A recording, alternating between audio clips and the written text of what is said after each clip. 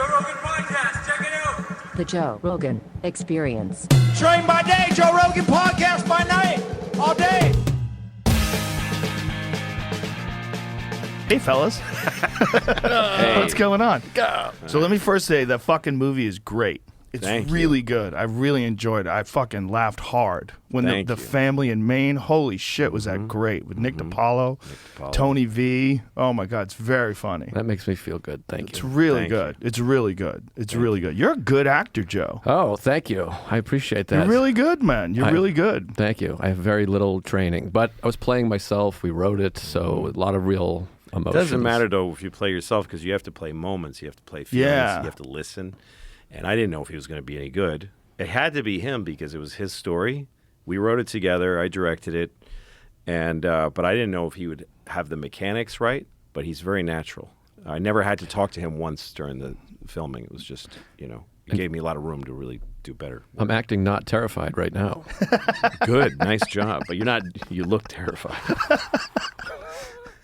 Well, I don't know why you would be terrified. I just don't understand it. You do a million podcasts. You do it all the time. I do a lot of podcasts. I've been here. Well, first of all, there's a lot at stake because the movie is out just now on the website, and it's on my website for $15. I just want to get it out there. 4th of July. 4th of July. Yeah. And it's fucking great. I can't recommend it enough. It's really good.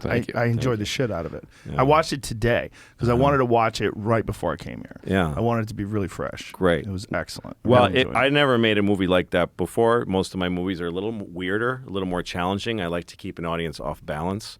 But this was just a story. This is such a basic story. It was it's a very independent, just kind of like normal movie. It's not about a big subject. It's about people, It's really good, though. It's really good. Man. If I went to see that in the movies and I didn't know any of you, I'd really enjoy it. And I had a question about filmmaking itself. There's moments where, like, you, the therapist, are talking to him, where it's a head-on shot, but the camera's kind of like slightly moving a little, which I thought was very interesting. Like, what is the reason to do? Is it to keep you occupied? Is it to create like a sense so that you're actually there? Because when you're seeing a person, you're kind of moving and kind of static. Like, well, it depends. Like sometimes, we used in this movie, what are called anamorphic lenses, and they make more of a dollar bill shape than like a television. It's like wider. So the movie is about a guy who has severe anxiety. And so anxiety is about having too much peripheral sense, And so sometimes we would rock the screen, the camera just a little bit, just a tiny bit, to feel this disbalance. Like if you're just sitting in a chair, you feel like you're going to throw up a little bit. We did other effects, like sometimes we made the light go green, which is kind of like a green nausea feeling. Like nausea and anxiety are very connected. So we did that with him to make him look like he was as uncomfortable as he really can be. How much do you enjoy that process versus the process of creating stand-up? I love it so much. Yeah? I just love it so much. It drives me crazy how much I love it. I love film. I love lenses. I love photography. I love all the tech stuff. I love drilling way down with the DP about what's the equipment we're going to use and why. I had a good DP on this one who didn't give a shit. He was just like, yeah, you could, I guess. Who cares? Like he was just he came up as a camera loader. He's not like a film school guy who wrote a thesis. He's a guy who worked in the camera department and now he runs it. So, but I like it. I like equipment. I like the process, And the problem, it's all day problem solving. Yeah. It occupies your whole spirit when you're directing because you're like, how are we going to get this day done? They're kicking us out at 8. The light's going, stuff like that. It's like being on a boat, Yeah. Nothing's in your control. You can just try to maneuver. You've got an actor who's just not doing it.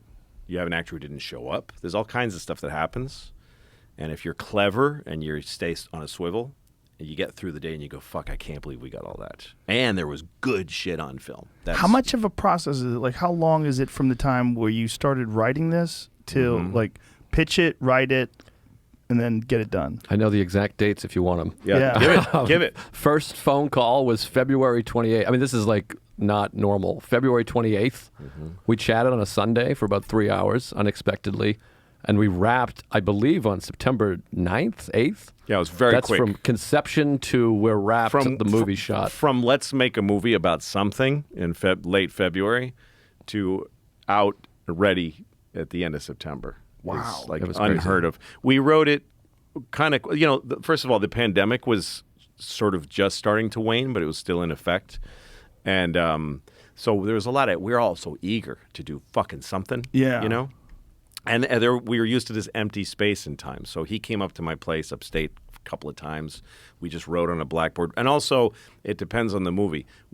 I knew what this movie should be from the very beginning. Like, we just felt what this movie was about, what the engines were that were going to run. We knew DePaula was going to play this guy. We knew Tony V was going to play all these guys. So the voices were so clear and that it was an easy.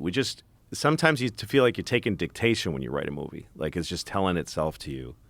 So the writing was a lot quicker than usual. And because it's just me financing it, there was nobody to send the script to, wait for comments. We just finished and we wrote, that's it. And then we went back over it and reworked it a few times. So we're not wasting any money when you shoot. Try to cut it down because you're probably going to cut anyway. And then start hiring folks. Then it's just simple. I give it to my assistant, Leah, who's also my producer. She's the executive producer of the movie. She does everything for me. So she started getting it to, the heads of departments. We started hiring people, got a casting agent. She started casting. Just start working. And then everything else gets dictated by, like, where are you shooting? You're shooting in a house. When is it available? That house is available for these weeks. So that's our target. And try to get everything together by then. Yeah. And the people that you got are fantastic too. Like the woman who plays your mother is amazing. Yeah, Paula Plum. They're all Boston actors. Everybody in the movie is like local, either comedians from Boston, or including me and Joe, or actors. She's a storied Boston actor. She's like in every great play that takes place in Boston. And actually, her and the dad, Bob Walsh. Yeah. Who played the dad? They have played man and wife in many plays, like in a major play, not in Broadway, but in Boston, which in Boston that's big, And she was fucking great. That was the hardest thing. How are we going to find this woman? She was so good. Yeah. Like, even the way she hugs you, it's like exactly like that lady would hug you. Yeah, who can't? She can't. She can't. There's so many good lines in the movie too. Like we're talking about the ex-girlfriend. Oh, the one with the mouth and the tits. Yeah, the one with the mouth and the tits. That's a true story, by the way, that I tell. Yeah. I have an ex-girlfriend that when we first started dating, we'd been together for like a few weeks, and it was like popping off. We love each other. Oh my God! And she left her email open, and I searched my name, thinking I would find all these great things she's saying about me behind my back. Stupid. It was really bad. And there was like a chat, like a Gmail chat between her and her best friend. And she literally was like, I just met this guy. I think I'm in love with him. He's the funniest guy I've ever met. I'm not attracted to him, but I'm going to give it a shot. And I just read it. And then, she comes home a few hours later and it's like, hey. And I'm like, hey. That's hard. And it's brutal. It still lingers, by the way. Was that the end of it? Because I couldn't, first of all, I was like in love with her, and it wasn't a confidence boost. I was like, I can't go be single now knowing I'm ugly. But it's like, the person who loved me the most in the world behind my back described me as unattractive. Horrible. Yeah, it's horrible. It's why I'm behind this mic as much as I can be right now. I'm hideous. It's horrible. That's why we had an easy time writing the movie too, because he has these stories. So he would just tell me stuff like that. And I know from experience what's going to work in a script. I've written them before. I've directed them before. So he would just tell me that, and I'm like, it's going in. That's got to be in here. We had to change the names, of course. It changed the names. Of course. But yeah, and Paul and his wife is played by his own real wife, Sarah. I mean, in the movie, she's called Beth. Yes. Sarah Talamacher is a very funny comedian. She's great in it, too. Yeah, oh, thanks. She's very natural. Everybody was very natural. Yeah. And Paula was the one who was the mom was the tour de force acting job, and also the dad. Yeah. Because the thing that's hardest in the world to get people to act is that they can't do things emotionally. Like actors can, have big tantrums and they can cry. That's actually not hard as an actor. What's hard is what she's playing, which is unaware of herself, unable emotionally, and unaware and in a narcissistic bubble. That's so hard to get someone to play who's actually a sensitive person. Acting is supposed to be about connecting, and she's playing a woman who can't connect for her reason. And then the dad, the same thing. He can't connect because he just is disabled by his generation and by anxiety, we find out. Really, he has the same problem that his son does. But in his generation, you don't fucking say anxiety. Right. You just quiet. You drink and you're quiet. And, you know. So that was where the two hardest, and we got these great fucking actors to play those parts. And so you're releasing it only on your website? Yeah. You're not going to put it out anywhere else afterwards? I mean, we'll see, you know, but right now the best mouth to drink in the interest is the website. It just comes right to us. We did a big theatrical run it was also, in the though. theaters for Did very well. Yeah, for a month, and it was killing. Really? Yeah, it was like AMC theaters and Regal and a few theaters. What they do if they don't give you a full run, they just go, you can have every city for one night. Like at 7 o'clock on a Wednesday, we were in 70 screens across the country. Wow. And they all sold out and doubled. We were in a lot of cities. We were like in 3 theaters, like Thor or something. Holy shit! Yeah, and at the Laemmle in LA, it got held over like 3-4 weeks, I think. Yeah, it just kept getting held over. It was in New York. We had a premiere at the Beacon Theater, and we packed it, and everybody watched the movie in the Beacon Theater, and it was huge. Fucking it was fun. Amazing. Yeah. It was huge laughs. I don't want to derail the conversation. My ash just fell off on the rug, and I feel terrible. Okay, great. No one gives a shit here. That was helpful. There is an ashtray, but well, it fell. You know, sometimes I didn't ash on the rug. You get ash on the table. It doesn't matter. All right, but it fell. It was a mistake. Doesn't matter. Yeah. It's all But good. people loved watching the movie together, I think, in crowds and laughing. It was really fun to be in a cinema where people are laughing so you can't hear the dialogue. That's like the best feeling in the world. Oh, man. Yeah, That's it was great. It was pretty magical. And there was laughs where we didn't expect laughs. For me, it's like about my life. So, basically, my mother's much nicer. I don't know where the camera is. My mother's wonderful. She's not a sociopath. But, you know, to you, everything about you is dramatic. And then there's moments that happen in the movie. It would be like this huge house room laugh. And I was like, I didn't even think that was funny. Like when the dad, I don't want to give too much away, but when I try to talk to my parents and my dad just responds by being like, Jesus, and takes a sip of beer. I thought it was like a sad moment. And the place like explodes with laughter. And different in each city. Like we did big screenings, premieres with us there and cast members in a Beacon and then in Boston at the Schubert and then at the Vic in Chicago. So in New York, he tells his family off the moment where he just really lets him have it and says, fuck you to his mom. Don't give away too much. Too bad. Well, listen, it doesn't matter. The New York crowd went berserk. They cheered like, yeah, because we're all in New York. Right. We all came from some fucking town, and it was a fantasy for them. And everybody's like, that's right, that's right. Then we take the movie to Boston, where everybody's from. And that moment, the crowd was like, oh, no. No. When he said, fuck you, mom, it was, oh, no, you don't say that. And so totally split. But then later, when his uncle they have this fight where it brings, in both cases, brought the audience back together because he kind of levels the thing out. And so to me, that's a successful movie, one that it gets completely different reactions from different people, but they all like it in there, you know. Is this the first time you've ever released something just directly? I know you did your animated show. You released that directly on your website too, right? Oh, yeah. Which one? Animated? Horace and Pete? Oh, yeah, Horace and Pete. That was the stage show. Yeah, this is the first thing I've made that, besides stand-up specials. I have 2 new ones that are out now. But that's the first one it's the first movie I've ever put out on my site directly. And you've just been doing mostly your stand-up specials that way, right? Stand-up specials. Also, my series Louie on FX, that's on my website too, exclusively. I licensed it from FX and from Disney, who actually owns it. And so you can buy it on my website. I got them to give it to me exclusive, so I wouldn't have to compete. So you can buy the whole series, all 5 seasons, for $30 for the whole 5 seasons. Do you think you'll ever get to a point where your website is like a subscription thing, like a fucking Hulu type deal, where you could just subscribe to your website and get all the things? I think that's tough because it's not that much content. I mean, there's packages. Like you can buy I have 7 stand-up hour specials on there now. And you can buy them all for $25. So that unlocks all of them. You can stream them, you can download them, and own them and whatever. That's just the way it's always been between me and my fans on the website. I put stuff out once in a while, set a price that just enough for me to get some profit and get the money back. You know, so it lets me operate independently, and it's outside of the kind of algorithmic. It's not.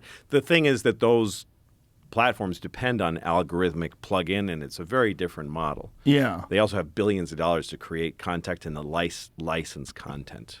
I don't know where it's going. It's starting to be a lot of stuff. There's a lot of stuff on the website. Yeah. Yeah, that's what I'm getting to. It's like I've thought about that too, because a lot of people are starting to do that now. Like Schultz released his new special completely on his website. Yeah.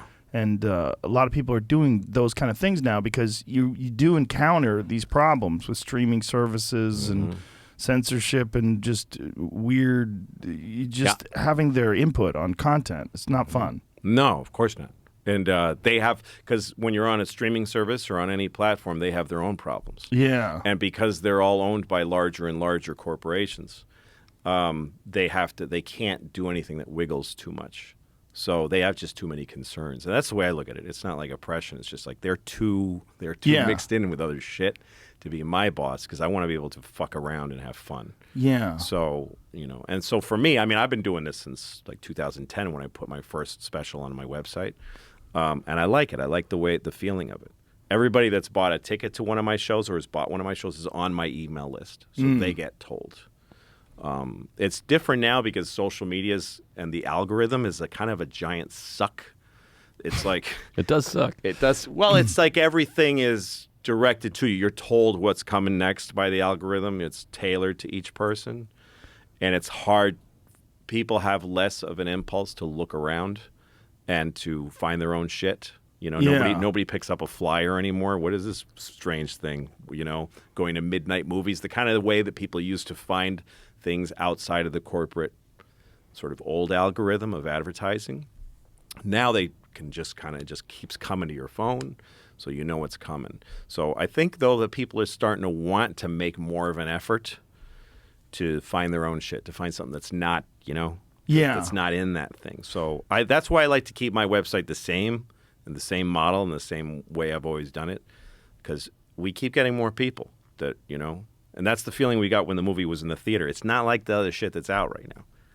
It's not a Marvel movie, and it's not about a black girl with one leg who persevered. And it's not, It's about a white guy with two legs that perseveres. Yeah, exactly. Who didn't persevere that well, but who did his best. Well, see the film, for God's sake. Yeah, that's right. No, That's right. I'm sure. Yeah. We're going to get people to see the film. Yeah. Having a special like the one that won the Grammy and knowing that you released it just entirely on your website too has got to be nice too. Because you've done it completely outside of any other system. You've done it completely independently, released it independently, and it still got recognized. Yes, it's kind of cool to have a Grammy where it should say like MCA Records. It says LouisCK.com. It's just, I have 2 Emmys that have that on there too, because I got Emmys for stuff that I did on my website. Wow. So my website has won as many Emmys as a lot of networks have, on a given year. That's amazing. And that does feel good. It's fun to have your own shop. And again, you're not responsible to anyone else, which isn't just about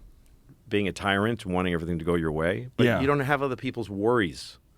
Like when I did Horace and Pete, the experiment was I want to make a real TV series with huge names. I mean, Steve Buscemi, Alan Alda, Jessica Lange, Edie Falco. That was the cast. And no one knew it was coming. I didn't promote it. I didn't tell the press about it. I didn't send it out for reviews. I just one day sent an email to my folks saying, Horace and Pete is available. That was it. And I wanted to see what'll happen. Yeah. I knew it wasn't a good idea in terms of financially, but I didn't want someone with money to be telling me, dude, you can't do that to me. I invested. And they would be right. This was I paid for it entirely myself. I mean, I took a line of credit. But that show made enough on the website to pay that back. And then Hulu licensed it for another millions of dollars. So I was able to write checks, which is my favorite thing. To me, getting checks is fun, but I wrote a check to Steve Buscemi for hundreds of thousands of dollars and went to Alan Alda, who I grew up watching. And I wrote him my company check. I wrote him a big fucking, he could buy a house with that. That feels good. I can't wait for my check. Yeah, you're not getting any check.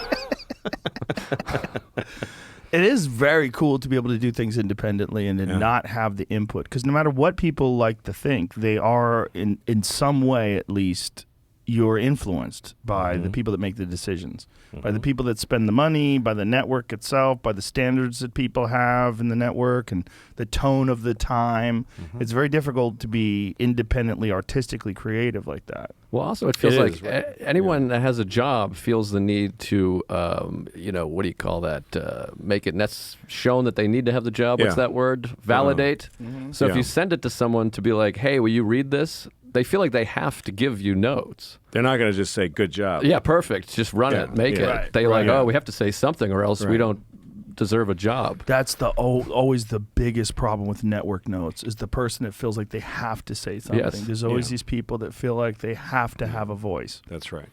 It's so gross. They're also accountable to. They're also accountable to somebody else. Yeah. That's what I started to learn the more I did work for big companies. The guy who's giving you shit, he's getting shit from somebody else. Yes. And so there are strategies for taking them under your wing and saying, how can I help you in your workday so that you can leave me alone? It's also got to be a helpless feeling if you are an executive and you're just counting on these maniacs. Yes, and you have Put no, together. you don't know how to do it. You don't know Yeah. how to write, and these fucking guys are assholes. Artists are assholes, so they're just like, fuck you. I want to do this, And now that there's a sense of being careful.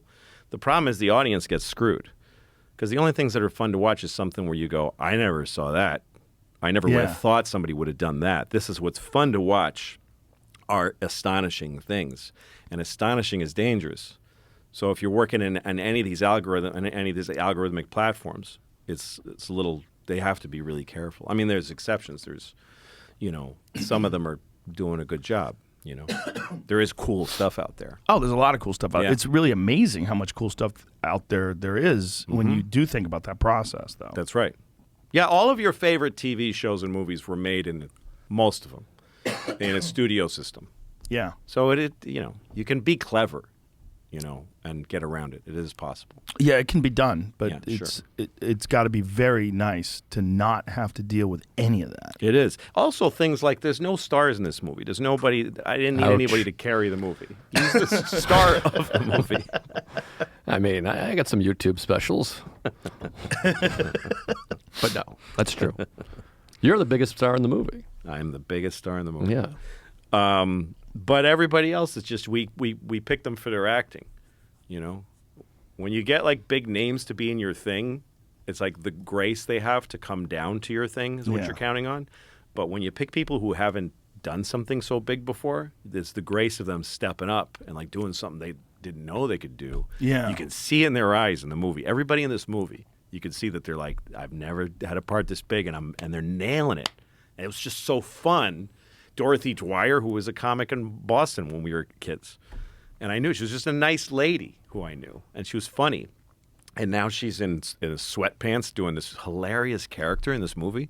And every time I was watching her, I had my hand over my mouth like, I can't believe how great this is. Like, it was very emotional. Wow. Yeah, it was a lot of fun.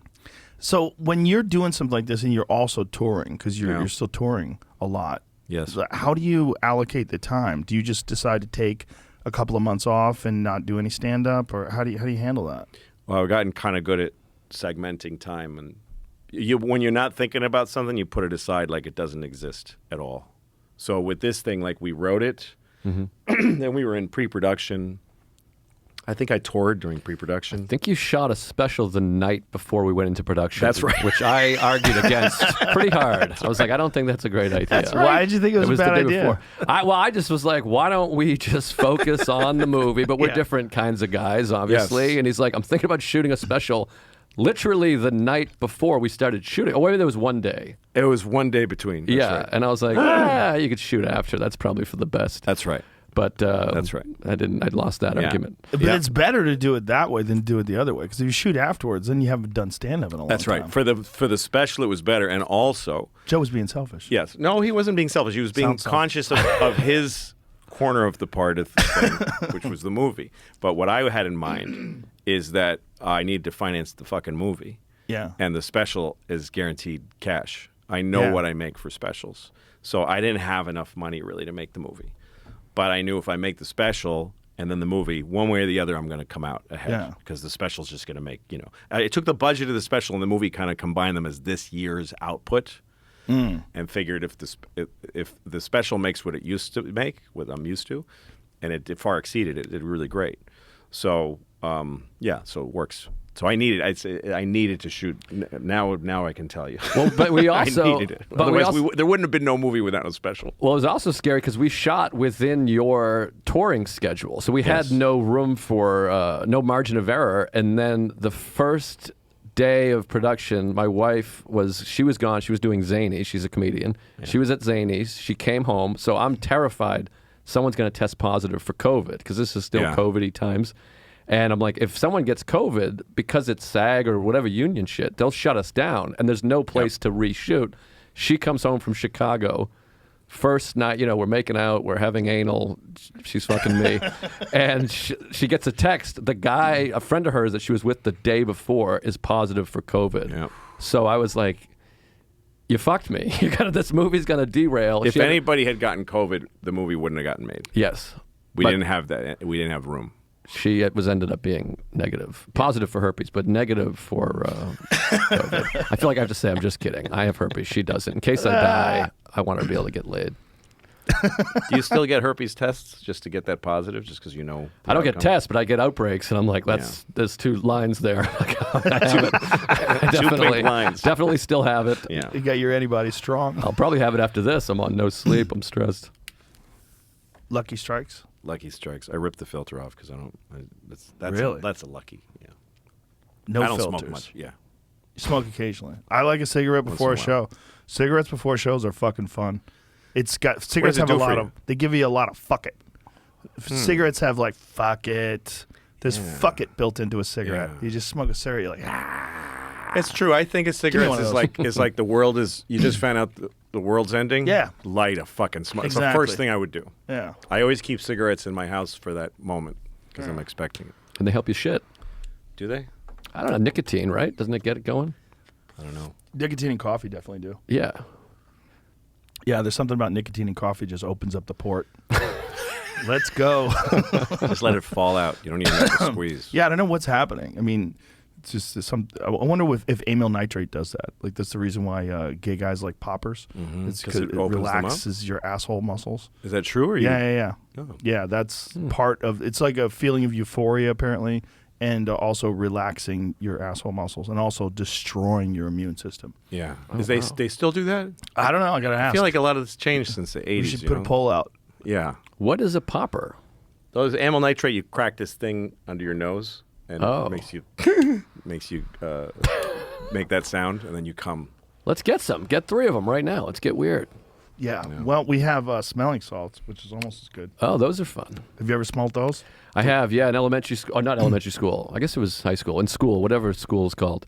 I was like pretending to be sick to get out of class, and then the teacher gave me smelling salts, and it was quite a thrill. It's a jolt. Yeah, it was a jolt. It's to wake you up when you passed out, right? Like it, Yeah, it's like after you got a big hit. Well, in the old days in football, they'd just give you smelling salts, but now they send you in the tent. Have but you ever hockey players seen- do it before a game. Have you ever seen videos of like a boxing match I saw in Africa somewhere, and a guy was knocked out, and his trainer goes over and reaches in his shorts and just starts jacking him off to wake him up? Have you ever seen that? Yes, I have seen Stop that. it. I've seen this in Yeah. many places. I've seen it's just that. a normal Yeah. heterosexual athletic idea. I don't understand why they do that. I think it might just be a perv who just says, "I know how to fix it." Can we pull this up? Because I'm not I think buying it- it. Yeah, I think yeah, you guys yeah. are fucking We'll with me. find It's it. some Yeah. old wives' tale. There's quite a few of those. Yeah, Yeah.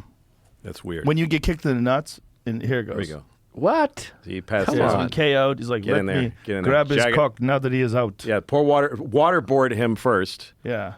Oh my God. Yeah, See, he's No. rubbing his dick, and the other guy's rubbing his tummy. yeah. Oh my God. Yeah, just pulling on his cock. Maybe the idea is, see, like, why is this guy jerking me off? I gotta wake up. Yes, quit That's it. Wait a minute. He's still. By the way, he's either still Now passed he's enjoying out it. Now or he's he's like, enjoying it. oh, the- faster. The guy on the top is just playing bongos on his head. Mm-hmm. Is this from a fight? I think it was a fight. You see, those people circled around. It was a car Yeah. accident. Oh, he's got blood coming out Yeah, of his you nose. see, they were oh, fighting. Yeah. At least they Oh, have this is. I know what this is. This is that. I think they only have like one glove on. one glove. Oh, yeah. They hit each other with one hand only. The Michael Jackson fight. Oh, That was it. yeah, there it is. Wow. Is it a protective glove? It doesn't even look like it has padding. Yeah, it has padding. There's a glove that some Muay Thai fighters wear where the fingers are exposed, and it's basically like glorified hand wraps. It's like thicker hand wraps, and they fight like that. No kidding. I was quite watching common. a Muay Thai movie, a Cambodian movie, in Yeah. a hotel, and they did rope fighting. Mm-hmm. Yeah. Put ropes around their Yeah. wrists. Yeah. Brutal. It's a Yeah, good movie. I forget it's what brutal. it's called. Yeah, there's a type of fighting called Letway that's big in Myanmar, and they headbutt. They fight bare knuckle. They headbutt each other, Jesus. elbow each other. It's fucking ruthless. Ugh. They must not last very long. I those had fighters. the main guy, David Leduc, in here, the champion, and he's fucking nicest guy in the world. Wow. So nice and funny, and is a vegan. Yeah, interesting cat. Wow. Yeah. It's weird when people get knocked out, the stuff their bodies do, like Oh, yeah. their arms going up. Yeah. Like I remember when Ricky Hatton got knocked out by Pacquiao, I think, and Mm-hmm. he did this weird, and they start snoring right away. Right away, yeah. Fucking, it must be horrible. Yeah. The first time I ever saw someone knocked out, that's what was so weird about it, was the snoring. Instantaneous snoring. What if if you don't snore in your regular life, do you snore when you get knocked out, or is it only snorers? It's a who good snore? question. That's a good That's question. a good question. I'm not sure. Now, I've seen people get knocked out and not snore. It's like a deep sleep, sudden deep sleep. Yeah. And when they wake up, they have zero idea what happened, and they keep asking. So, like, if you got knocked out, you'd be like, what happened? And I go, dude, you just got knocked out. And you'd be like, what happened? Like, Like, have to ask over and over over again. and over again. You don't remember. Like, hours later, you might not remember. Like, hours later, you'd be like, when are we fighting? Like, you already fought. You got knocked Jesus out. Christ. Yeah. It's Jesus. when you're with friends that have been knocked out, it's very, I've never been knocked unconscious, but I've been TKO'd, which is a lot different. Like, your just legs give out, and I just went down, but I was awake the whole time. So I don't know what it's like to just wake up, but it seems very jarring. It seems like they look very confused. And I've interviewed a bunch of guys that have been knocked out, and I kind of said at a certain point in time, I'm not going to do that anymore, because sometimes they wouldn't remember what happened, and they'd remember things that didn't happen. Like one guy, he got knocked out, and he was like, the guy tapped. He tapped. And I'm like, what are you talking about? It was like, there was a time in the fight where he tapped out. And so we actually had to play the replay, unfortunately. Like, show me in front of like 15,000 people and millions on TV, show me where he tapped. You mean right after the fight? Right after the fight. Wow. And then afterwards I said, hey, I don't think we should do this anymore. No. No more interviewing people after they get knocked out. No, they shouldn't talk to people right after stuff happens. No, but some people want to talk. Some people, after they get KO'd, and some people are great at it. They say, hey, hats off to my opponent. He was the better man, and they know how to put it together, and they can handle it. It really depends on how bad you got fucked up. Like It has to be insane to get knocked out in those big fights and wake up with 14,000 people. I mean, how long before they realize, oh, right, I was in a prize fight? Is it immediate? I mean, because there must be a moment where they're just like, wait, what is this? What is my life? I mean, even if Yeah. it's just for a second, and then they're like, oh, right, I'm fighting. Well, when you lose consciousness, you lose everything. Yeah. And then it comes rushing back. Yeah. So your whole identity kind of leaves you and comes back. Yeah, it's not good for you. That's my number one moral and ethical conflict with being a commentator for fights, is that I know that these guys are like legitimately harming their brains. There's no ifs, ands, or buts about it. Nope. Yeah. Nope. They all have CTE. All like the guys have been fighting for 15 years. It's just a matter of how much. They might have just a small amount, and then they might But have a that lot. thing about like being talked to right after, it's like when there's like school shootings and the press goes there, Yeah. like Anderson Cooper, like reporting from the fucking school grounds. Yeah. And they start getting folks to talk. Yeah. These are folks that don't know what it's like to be on television. They haven't processed what happened at all. And they're like, no, you should talk. And I remember after the awful one in Connecticut, the parents are like being told, you let us talk to your kid. And they don't know what this is going to feel like. They don't know what's happened. They don't know anything about what's happened. You shouldn't put people on television in that vulnerable state. It's terrible. It's also terrible because when you've experienced a traumatic event, your memory is really fucked up. That's one of the things with conspiracy theorists. Like, after a big event, they're like, I heard explosions. I heard this. I saw a man running away. They don't know what the fuck they remember. No. If you have an extraordinary moment that's so outside of the norm, like a plane hitting the Twin Towers. You are so fucked up. Your reality has been rocked so hard. Yep. It's going to take you a long time before you process. And even then, it'll your never memory, be your memory. Right. It It'll can never very be like a fragmented. playback of what happened. to you. Yes, because your exactly. body keeps you from that. Yeah. Your body injects you with adrenaline and turns your brain into a reptilian survival machine. It stops recording, reliably and storing reliably. Yes. So yes. that's like the last person you should ask. Yeah, and then that's why you get so many like completely different versions of what happened. Like Right. people don't know. And then also it's easy to plant a narrative in someone's head. Right. It's easy to tell them what it is, and then they'll start repeating it, even if it's incorrect, when they were actually there. Yep. Yeah, that's why like eyewitness testimony for crimes is very problematic. It's like it's the most unreliable testimony because people really don't remember. Like people will be convinced they'll have a person on the stand, that's the guy who mugged me, and they're fucking totally wrong. But in their mind, they remember that guy, they see that guy, they see the guy who punched them, they see the guy who stole, and it's not the same guy at all. And in their mind, they just decide that this is the person, and the mind sort of fills in with memories. Right. Memory's a fucking weird thing. I've read that when you remember something, you're just remembering the last time you remembered it. You're not actually recalling Oh, sure. the event. Yeah. Well, not only that, you're remembering your version of it. And you're The version remembering that what you you told want, people. what you need to hang on to, and Yes. sometimes you're remembering things that you can't let go of. Yes. And things that are starting to resound, become bigger and bigger. Right. Like It's OJ. even- Do you yeah. think OJ really remembers what happened that night? I would like to. I would wonder what his actual memory is like. His book is Yeah, I the got memory. that book. And it's when there's one point where he's in the car and there's a guy in the back seat. He had a character with him who's yelling at him saying, "What are you doing, OJ? You can't do this." And he's telling him, "Shut up." This is what people do when they split in two. Yeah, So, yeah. So that is probably how he remembers it, Right. I mean, I don't fucking know, but Yeah, I don't fucking know either, but it's watching that guy on Twitter is fucking fascinating. Have you ever watched his videos? Like, hello, No. Twitter world. It's yours truly, OJ Simpson. You need to see it. You haven't seen this? You need to see some of these. They're fucking incredible. And he's so oblivious that he'll comment on like murders. Like, this is so senseless. And then the look in the comments. I don't know if he reads the comments or not, but it's all like knives and shit. Like people post. Jesus Christ. It's fucking crazy, and he's out there golfing. I mean, the guy allegedly killed two people with a Yeah. fucking knife, which is Yeah. one of the most horrific ways to kill someone. Almost cut her head off, down to Here the it is. bone, down to the spine. Give me some volume on this. It's Hey, okay. Twitter world, is me, yours truly. Well, I'm been watching, the Golf Channel as they get ready for the Open, Sure. and I saw Tiger and his comments about the Live Golf, and I agree with 95% of what he said, but I couldn't disagree with him more with something that he said that all these announcers seem to be running with. Their belief that by getting guaranteed money that these guys are going to be de-incentivized to work out, I guess.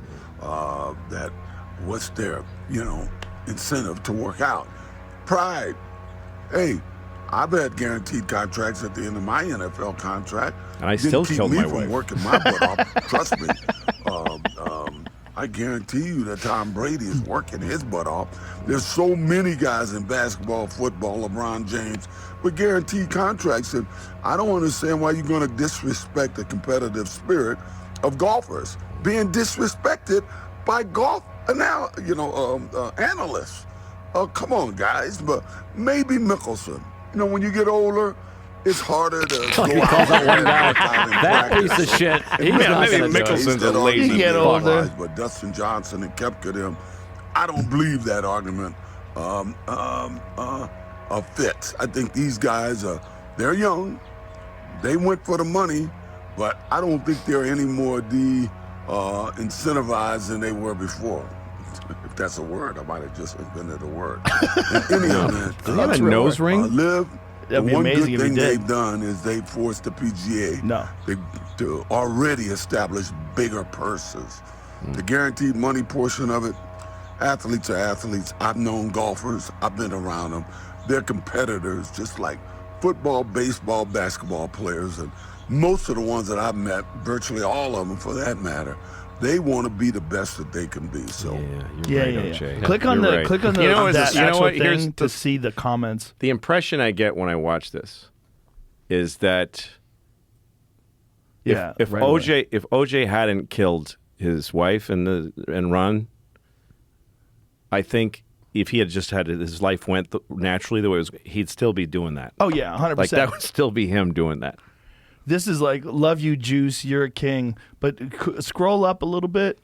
These guys are my favorite right there. Agree to disagree on this one, Juice. One of the rare instances we disagree, and that's fine. Those fucking guys are out there. I fucking love that there's guys like that out there. We could disagree. We've disagreed twice ever. It's on this and chopping the lady's head off. Yeah, those those are are 2 points that I didn't get. Yeah. Agree the to golf. disagree, Juice. Oh God. Can I see that later again? Yeah, they're just hoping that he like either responds or reads it. It's just like I love those oblivious guys. Yeah. Well, it's like the women who write to serial killers in prison. Oh yeah. That's like somebody. That's how lonely people are. It's like that's somebody I can connect with. Mm-hmm. I think a guy like that thinks OJ might talk to me. Yes. Because he's at my level because he killed his wife. Yeah. So that makes him like not so haughty. He's a pariah. Yeah. If that guy writes to Tom Brady, Tom Brady's not writing back, but OJ might hit him.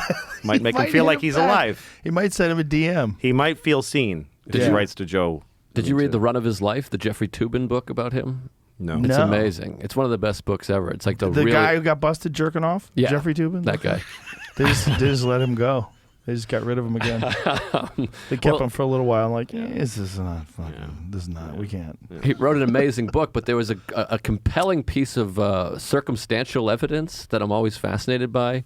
2 things I remember from that book, but he was doing a TV show at the time about Navy SEALs, and he was consulting with a Navy SEAL. And one of the things the Navy SEAL told him is that when they go on a secret mission, they wear all black and black knit caps because it's actually a decent disguise, which I don't understand how that works, but it is at night. Makes it harder for you to be described.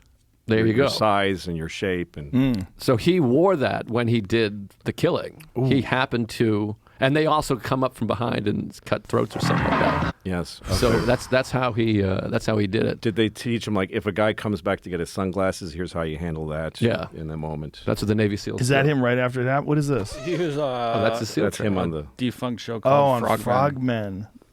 He Wow. was training as a Navy SEAL here. That's where he was learning. So he killed him in that fashion. God damn, he was a handsome guy. He looks better here, than in the previous video. Well, he's, That guy's handsome, too. 80 fucking years old. That's a handsome SEAL. Oh, he is a very good-looking guy Oh, my and God. amazing in Naked Gun. He's very He funny was in great. Naked Gun. Very funny. It's so crazy when someone like that does something like what he did. Yeah. It's just, I mean, it hasn't happened very often. But there's a few that, like, was it the woman who drowned Natalie Wood? Is that it? Oh, Robert Natalie Wood Yeah. drowned. Yes. Robert Yeah. Wagner. Yeah. Robert Wagner did not kill her, though. That's... Yeah. I don't know. I watched the about documentary, that. so I know. No, I don't fucking know. Yeah, I don't know anything either. about But there's some people that were on the boat that story's fucked. There's a lot. I don't want to comment on it because I don't have the facts I at don't my either. disposal. But that story's pretty fucked. Where it's like resisting looking for her, and like, oh, she fucking disappeared. She probably went to town. It's one of those things. Like, not like, where the fuck is my wife? Jesus Christ, we got to find her. It was like, she's fine. The other thing I remember reading in that, I don't know. Let's let her sink. I remember reading that book. Damn it. That's like so obvious, I guess. Yeah. But to read it is like when you're on trial for murder and you're found innocent, there's no like paperwork. You just leave. Right. You just go home. You're There's free to- not like, you're all right, free you to got to go. spend one more day in jail or whatever. It's just like, all right, take care. And Yeah. he's like, all right. So he's just like at Burger King a few minutes later. That's fascinating. Well, he was trying to make money, right? So that he did a lot of wild shit. Do you remember the rap video he did, where he was on a throne? It was like The Juice Is Loose, and it was like all these like girls dancing around him, and he was rapping. This is before or after the killing? After the Oh, killing. no Never kidding. saw that? Yeah. No. Find O.J. Simpson's rap song, The Juice Is Loose. Look at this. Play this. Whoa. It has escapability. Get juiced. Look at him. Whoa, shit. Yeah. I mean, come on. How crazy is this? This is after he gets out. This is the 90s before Part the of his internet. prank show. This is a part of a prank show? Yeah, he was pranking people, and this was part of the TV show. Imagine this guy murdered your daughter, and then you're just like, oh, there he is. That's rough. Crazy. Great cans.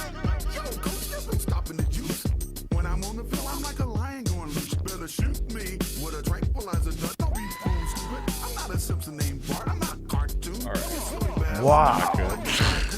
I mean, what the fuck? Where was this on where they could show tits? I want to say that like the Playboy Channel or something like that. Like back when you had to hit authorized to get movies. Oh, in the 90s. right. Yeah. I used to have one of those chips in my DirecTV box Yeah. that would let you get everything. Oh, right. Yeah, you get all the pay-per-views, all the movies, and they would scramble it every time a big fight would come out. You'd have to get a new chip. I'd have to call my guy.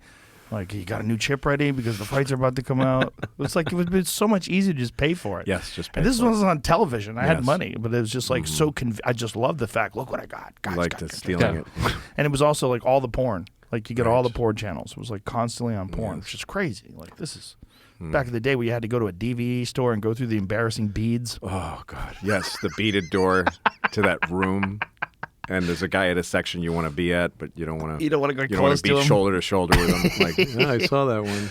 Kids today will never understand. I'll never. I remember when there was VHS tapes, and they had glitches in them, and there would always be one point where there's a big, like, it would get fuzzy on the screen because that's where the last guy kept rewinding to that moment. That was his cum moment, so he kept going back and back, so that right in a very big cum shot. Those were the days. We were all sharing porn then. Yeah, when we all would make copies. Yeah. There's this pool hall that I used to go to. My friend Brian had 2 VCRs, and he would always tell, I got a good one, man. He was a hilarious dude. He's like, I got a fucking good one, man. You got to get this one. And he'd like hand out copies to everybody. He wanted everybody to be a nice jerking guy. off to what he was jerking off to. What a sweetheart. That's sweet. Yeah. He was shameless. He's like, shameless people are fucking hilarious. It's the funny thing about porn is such a private, shameful moment, but Yeah. you're sharing it with a lot of people. Yeah. Like if you go on like Pornhub or something, you're watching a video where you're like, this is weird that I'm watching this. This one's weird. This makes me feel weird. And there's like 365 million views. I know, right? But porn is the strangest thing because it's so forbidden and taboo, yet so used. Oh, yeah. Everybody needs it. It's one of the most downloaded Everybody things. needs it. I think some people don't need it. No. I mean, how many people are out there just jerking off to memory? What slice of the pie is that? It's a very thin sliver. I have to say I'm one of these guys. No one believes me. I think because I look like a guy that watches porn. But I think also I never had access to. I never had porn. I didn't have an older brother, I think. I don't know. We weren't porn Did you have people. friends that got porn? I had friends. I got friends. I know you have friends that got porn. Notice how I qualified it? No, I never like separate. guys who want to watch porn together. Oh, that's Yes. odd. That's Yeah. I don't like that at all. Yeah, that's odd. That's It's a very private. strange. It's a me alone with the porn. Yeah, I I don't don't wanna be really choked watch. up. I don't watch porn anymore, and I've started to try to use memory and thoughts, because I think this thing with porn is it crowds out your real sexual intention and your own. You know, Yeah. your natural sexuality. You just look, and you're looking forever for just the right thing, and it's just it can be Yes. exhausting. It made me feel like shit after a while. So I've tried to go back, and it's been interesting. No more porn, no more pictures, and just try to think of what gets you there. You know, Yeah. it means I jerk off less often, Right. And it's more of a special thing now. I feel a lot better since I got to that. You know, Right, because when you jerk off, it's because you're actually horny and you want to get rid of it, not you're bored. Right, or anxious. A lot of times it's just getting, like Yeah. for me, if I'm writing sometimes and I'm just like, let's go jerk off. Right. But that's less now. It's less now since I stopped using it. The thing that's just reliable. If I plug into this, if I watch this, it's going to get me off. Instead, it's like, what actually turns you on? What actually, makes you feel something? I know a lot of people who feel like they have to jerk off before they perform, before they go on stage. Man, I never would do that. Yeah, like when they're in the hotel, before they Yeah. leave to go to the venue, they'll jerk off. It's always fascinating to me that the audience doesn't realize how recently the performer has masturbated. Yeah. Like we're like, I'm telling jokes, and you're like, just about 11 minutes ago I was Yeah. ejaculating. Is that what you do? I don't always do that, but I have done that because you're just bored waiting to get picked up. I mean, I did this as a bit. I don't want to just do bits here, but for me, it's like porn is just other people fucking. That's why it's hard. Like I want to picture me having sex. And I mean, the joke is like it's hard to find a guy that looks like me who's not being tied up and beaten. Well, there's a lot more of that now because there's a lot of stepmom porn. There's a guy like you who comes home, it's like, where's dad? And the stepmom's wearing lingerie, cooking, and bending over to the oven. See, that's what. Do you find that at all? You're just watching someone else fuck, and I'm like, I want that to be me, not him. Yeah. Yeah. And then this is another thing I have. There's with more. porn. There's more. Like the newer porn, like Pornhub porn. It's in the camera more. Yeah. It's a girl talking to you, and in a scenario where they call it jerk off encouragement, where she's just talking to camera and trying to get sweet. you off. There is one weird category which is racist jerk off encouragement, and it's like a white girl talking to a black guy jerking off and calling him fucking names and saying, Boy. I mean, those are out there, which means there's people who like that. There's Sure. people like Yeah. virtually everything. Yes. Well, my thing also is like the porn. To me, why porn is not exciting is I know they're gonna fuck. This is two people who are here to fuck. Yeah. I would rather watch a porn that's like a 90-minute movie, and then they have serious sex. Well, they used to do that. They used to go, people would go, when Deep Throat came out, Johnny Carson, there's a photo of Johnny Carson in line to see Deep Throat. When Deep Throat came out, like celebrities, actors, people would go to see it as a movie. That's right. It was before porn had become stigmatized. It was like, it used to be these girly movies that people would show, they would call them stag movies, it's stag parties. And, then there was theaters that people would go to see these horrible things. And someone said, like, well, let's make an actual film. And that's what Deep Throat was. Yeah, and all the Emmanuel stories. There was like series, and there was, Caligula was with Peter O'Toole and Malcolm McDowell, and it's a fucking porn movie. Yeah, there's basically. a scene where Malcolm McDowell. I remember this from Caligula, that his sister, who he was having sex with in real life, Caligula, is she's the empress of Rome, and he's the emperor. And he comes up. There's two or three guys jerking off into a golden bowl, and she's putting it on her skin, because it's good for her skin. And Caligula goes over and he takes a little, takes a little lick of it. He's like, "Hey, it was very good." And this was a fucking movie with real stars, and it had real production. It was like a decent movie about Caligula. It's just there's long fucking scenes that have no plot in them. It's interesting that wasn't really that long ago, but the tone and the way we view porn has changed radically. Like the idea of having a film where that was what sunk Vincent Gallo's career. Do you know he did that film Brown Bunny? That's right. Yeah, he With did. Chloe. Yeah. How do you say her last name? Sevigny. Sevigny. Yeah, she's great. She's great. Yeah. She's sort of survived it, but that fucked him forever. I mean, he was a great actor. He's in some great stuff. He directed too. Yeah, he's really interesting. And he directed Brown Bunny. I mean, he did Buffalo 66. Didn't Steve Bannon produce it? I think he produced Brown Bunny. Really? Yeah, somebody told me that. Oh, Google that. Yeah. We need to know if that's I think true. he did. But so in Brown Bunny, he gets Chloe gives him a real blowjob. Like you see it, and he like comes on her face and the whole deal. Oh, and it's wow. like it's crazy and people got up and they left the movie theater like, what the fuck?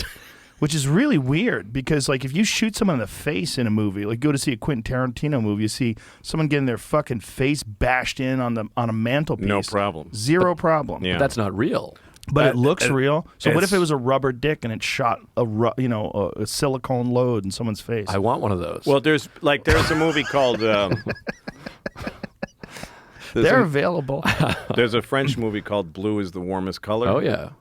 And it's got these extremely graphic lesbian scenes. And but I heard they told everybody it was all prosthetics. We put pasties on our nipples, and there was a prosthetic pussy. But you don't see it when you're seeing Right. it. You're watching, straight Does that up. make people feel better if I it's don't know. fake? It is a That's what's weird thing. I don't know why they feel they want to know that it's not really happening. There's What's his name? Kubrick, when he made Eyes Wide Shut, the idea was like, let's make a porn with huge stars. I jerk off that movie all the time. Yes. Well, Seriously. but that I think was sort of his angle, like a real sex movie with serious sex in it. It's very bizarre, our attitudes towards violence as opposed to our attitude towards sex.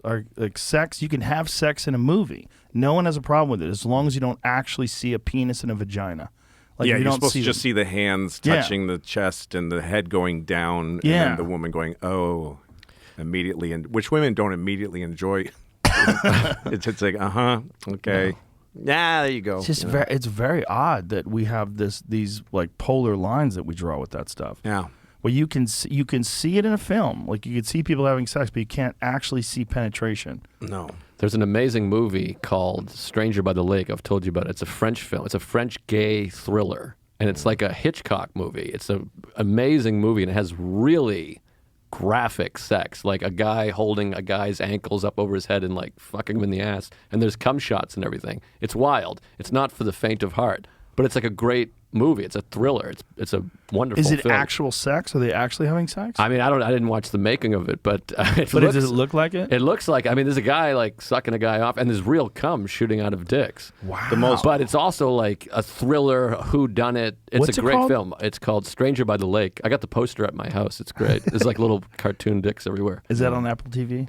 I don't know. I found it on the Criterion channel. But 4th of July is on my website Yeah. for $15. LouisCK.com. and the deleted scenes is sucking and fucking the whole thing. That's It's right. all crazy. the parents. Yeah, That's right. Bobby Kelly sucking off Nick DiPaolo. That's right. Bobby Kelly was great in it too. Isn't he amazing? He's really good. He's so really good. good. Yeah. Bobby, I'll put him in anything. He's the best. I love Bobby. He was one of those guys that didn't like picking up Alex Rodriguez. Like he can play third. I don't care where he plays.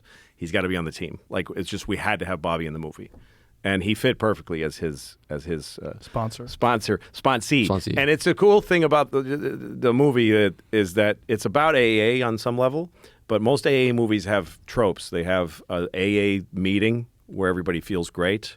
And then the guy in the movie who's alcoholic always has to relapse and then come. It's the only storyline acceptable for alcoholics. Right. Is he falls off the wagon and then comes back. This movie's not about that, but it's about the AA things that are a pain in the ass in AA. Like having to have sponsors are always very sage, and sponsees are very innocent.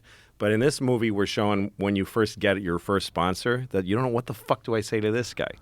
And Bobby plays a very throbbing with need, desperate alcoholic, and Joe, who's barely sober and barely contained, is having to help this fucking guy who he doesn't really know or get along with that much. Right. So it was fun to show that anyway. Yeah. Bobby was great. I made a special for Bobby, a stand-up special in Oh, Florida. really? Yeah, we shot it a couple of months ago, I guess. And When does that come out? it's gonna be on my website, and I got to edit it. It'll probably come in September. Oh, nice. I'd love to have Bobby on too. I've never had him on.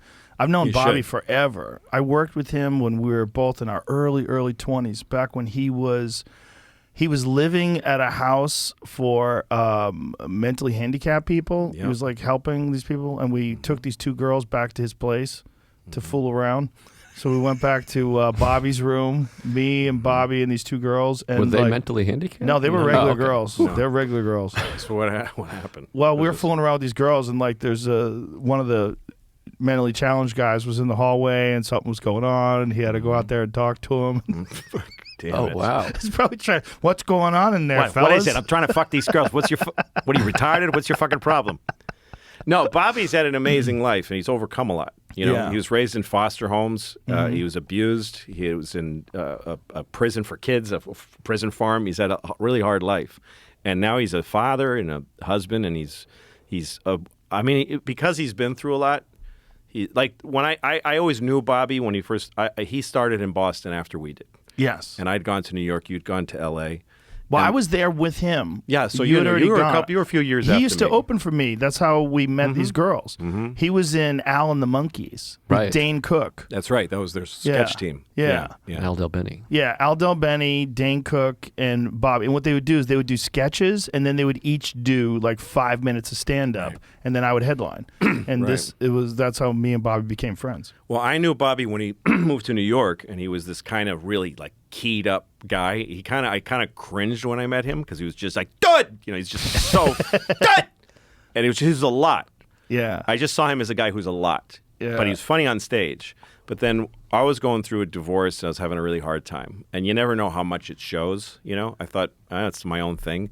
But he came out of nowhere. He came up to me at the Comedy Cellar, and he said, "Can I talk to you?" And he pulled me aside. He said, "I know that." He said, "I went through a lot of hard things in my life, and I learned that journaling is what can get you through a lot of things, helps you form your thoughts. And I know you're going through a divorce, and I can see it's hurting you. And so I buy you this." And he gave me a journal. And I just fucking cried in the middle of the Comedy Cellar. I was like, "What? How could you do this to me right now?" And I've loved him since then. He's like a brother to me. I love this guy.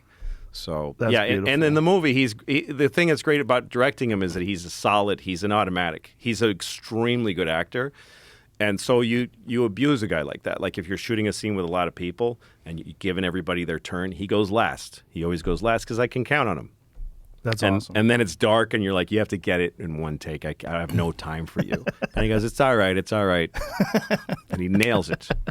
So That's great. yeah. Yeah. I knew him back when he was Hot Bobby.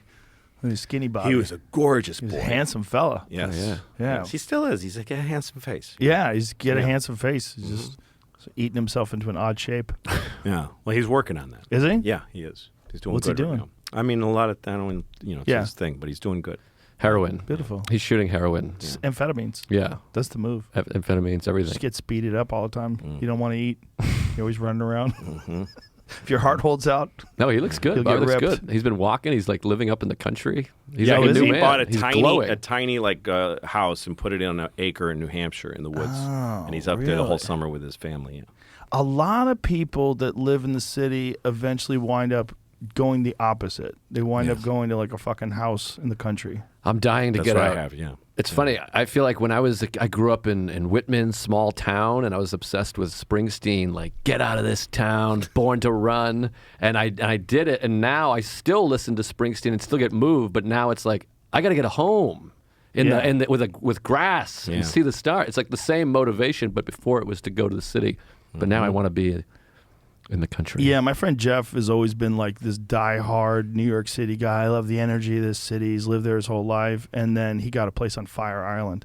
And he's like, I couldn't live in the city if I didn't have this place now. Because No, it keeps you able to. I can stay in the city because I have my place upstate. yeah, you get that decompression. Yeah. That's what I found. Well, I moved to Colorado for a brief amount of time.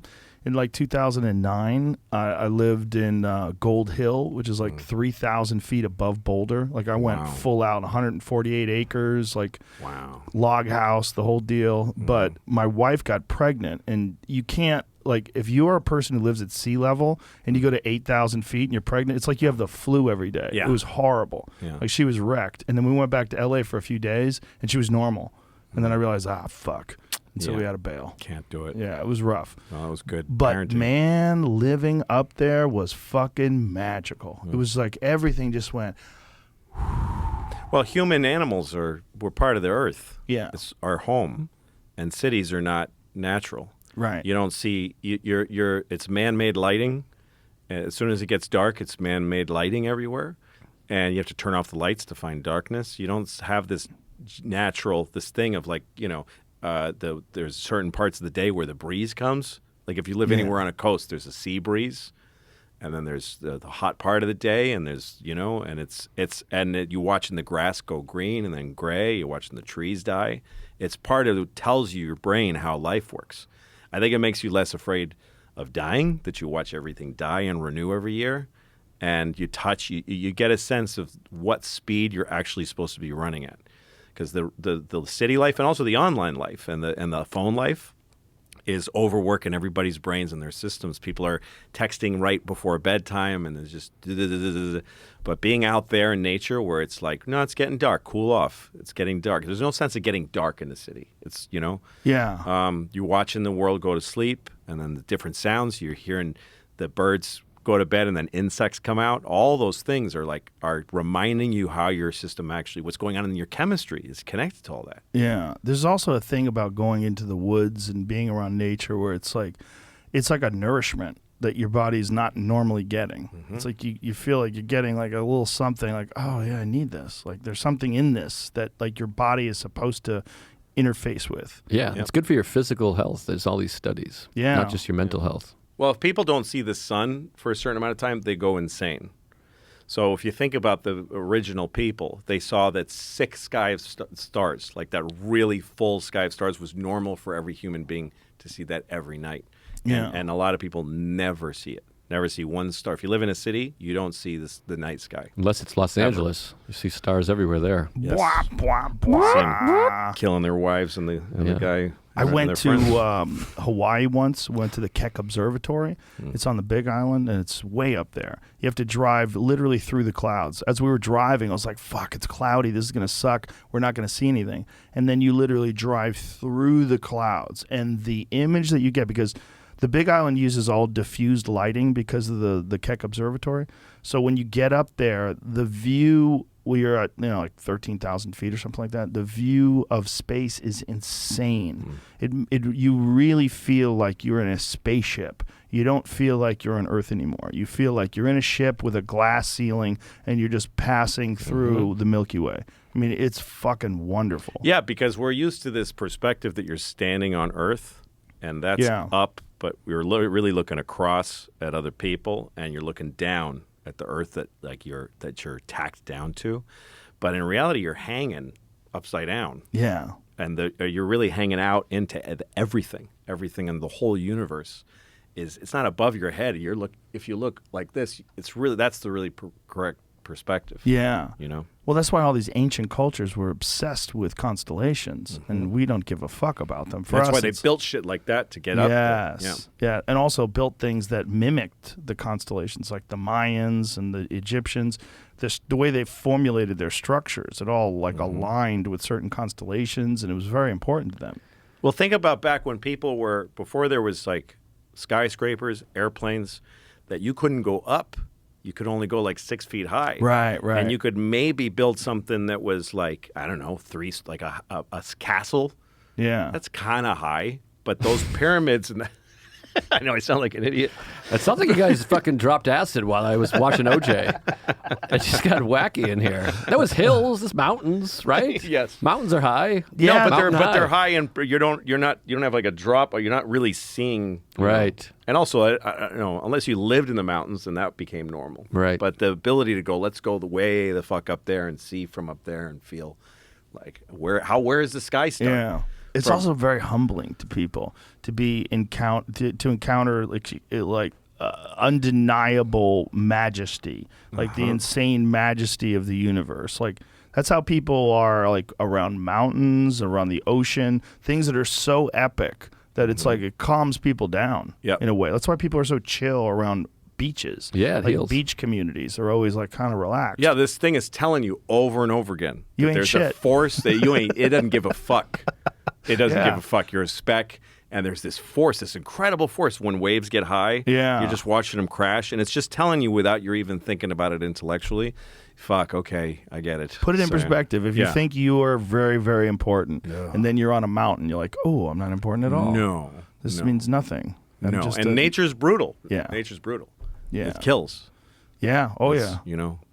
The things that you encounter too, and you're in the woods and you're going on a walk on a mountain, you're seeing these animals. They're just running around, just trying not to get eaten, and that's just eating and keeping their ears up. I'm like, anything out there? Nothing. Let me eat a little bit more. That's why I love lions, because I was in Africa once. I went on safari, and every animal is like that. They're all twitchy. Yeah. They don't sleep much. Every animal is worried because their brother got eaten like the day before. And they're like, it's going to be me. It's going to be me. I fucking know it. And it's going to be me. It is One going to day. be them. Yeah, None they're of them not die being of old anxious. age. They're going to die in a mouth. 100%. But lions don't have a predator. They have Right. none. So they have this just fucking cool, they kind of blink slow and they look around and they don't give a fuck. They're just calm. And they'll sleep sometimes after eating it. Like after eating 1,000 pounds of meat, Yeah. they sleep for like 3 or 4 days sometimes. Wow. Yeah. I saw a film about lions. It was very interesting. It's called The Lion King. I don't think that's real. No, think it's that real. was- They don't have dicks. You notice that about the Lion King? What? The There's no Disney dicks. Lion King, you don't see their hogs, you don't see the sack, nothing. They're just neutered. That's bullshit. I'd Yeah. like to see one Disney animated animal movie because it's always about the weak creature. Yeah. Who's like, I wish I could be like my big brothers, but I'm not. I'm sensitive. That's And anti-Semitic, but so keep he going. goes out and hey, he's like, because I'm Jewish, I can't. I'm prey. But then they go off into the world and they find a friend. I'd like to see one where they go off and 5 minutes later they just get eaten. That's what would happen. They just get fucking eaten. That's the one that's supposed to get eaten. Yes, supposed to be. The twitchy one is the one that gets away. That's right. Yeah. No. That's how I got here. That's how you got it? I'm twitchy. Twitchy? I'm the twitchy guy. Can I ask a question? Can I just side rail this for a second? Yes. Hit me straight, Joe, because I get a lot of YouTube's emails Do I have the 2 worst episodes ever of the Joe Rogan Jesus Experience? Christ, what's wrong with you? Why do you do this? A lot of emails, a Why lot of do you tweets. Well, stop You reading that stay- shit. Be You're great. positive. This is what's Turn making it towards the bad. po- It was Here you great are. until this moment. Oh, what? So No, this this is moment it was fun. great. This no, is compelling. you saying that is what made it bad. All right. That's right. Because it's turning it on you, and then you're opening the door to people who go, "You're the worst, Joe List," and then you're gonna read that and feel like shit. Well, sometimes they come right to your door and tell you. They just knock and they're like, "Hey, man, that was really bad." I'm like, "I know. Sorry. I fucked up." Do you read the comments? Is that what it is? Not comment. Yes, I mean, that's don't a go. yes. I'm No, gonna I don't take go it on the as a yes. I don't read comments. You're but I gonna read get these. tweets, emails, direct emails. No, I won't even go near these. You Not shouldn't anyway. even read the tweets. No, you shouldn't. Well, but sometimes they write, "You're fantastic," and that just. But You is it shouldn't read worth that it? Is either. it worth all the negative though? Sure. It is. Really? Yeah.